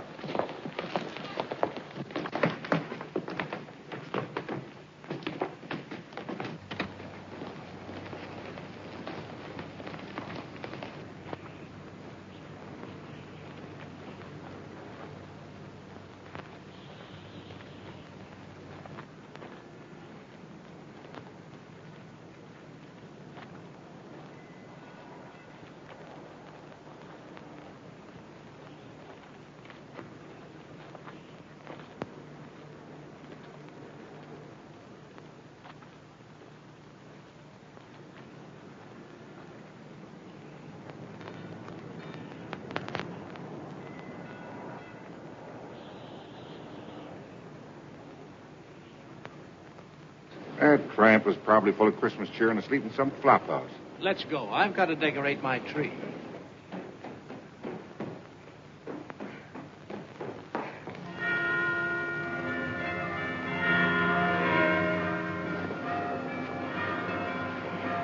Well, I give up.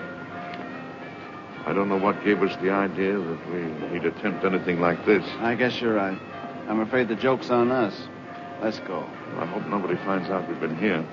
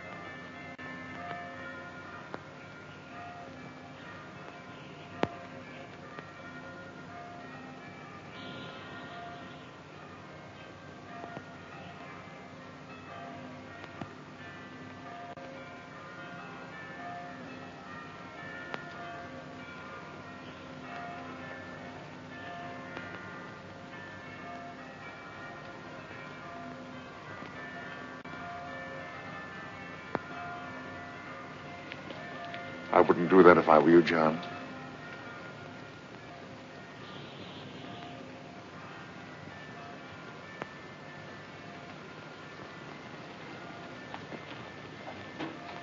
It'll do you no good. The mayor has policemen downstairs with instructions to remove all marks of identification you may have on your person. You will be buried in Potter's Field, and you will have accomplished nothing.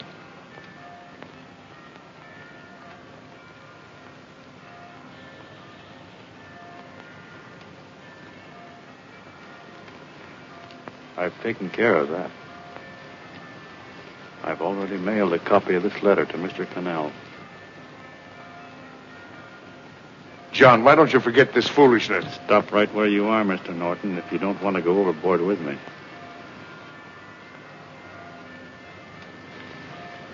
I'm glad you gentlemen are here. You killed the John Doe movement, all right. But you're going to see it born all over again.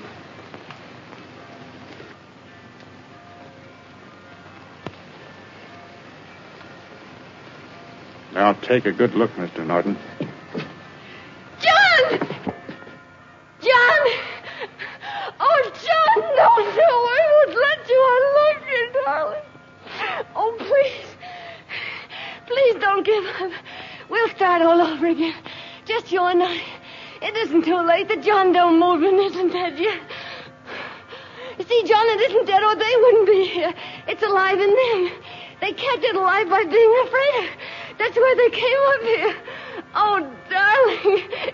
Sure, it should have been killed. It was dishonest. But we can start clean now. Just you and I. It'll grow, John, and it'll grow big because it'll be honest this time. Oh, John, if it's worth dying for, it's worth living for. Oh, please, John. Oh, please, please, God, help me. John, look at me. You want to be honest, don't you? Well, you don't have to die to keep the John Doe idea alive. Someone already died for that once. The first John Doe. And he's kept that idea alive for nearly 2,000 years. It was he who kept it alive in them. And he'll go on keeping it alive forever and always. For every John Doe movement these men kill, a new one will be born. That's why those bells are ringing, John. They're calling to us. Not to give up, but to keep on fighting, to keep on pitching. Oh, don't you see, darling? This is no time to give up. You and I, John, we... Oh, no. No, John. If you die, I want to die, too. Oh, I love you. Oh, John.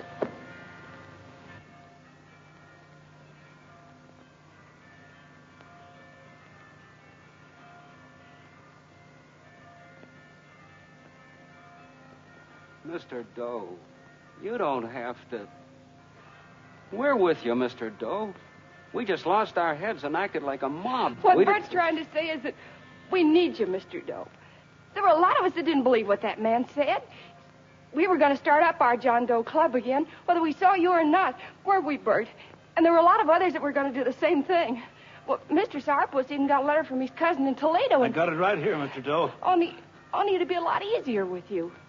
Please. Please come with us, Mr. Doe.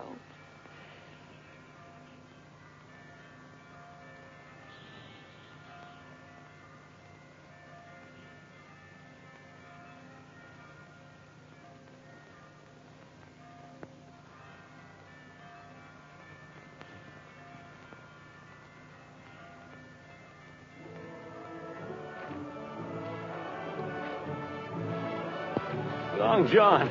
Mr. Doe. Here, we'll help you with her. She'll be all right. Mr. Doe, take her right down to the car. Right up. We got a car right down to where Lay on, Norton. The people. Try and lick that.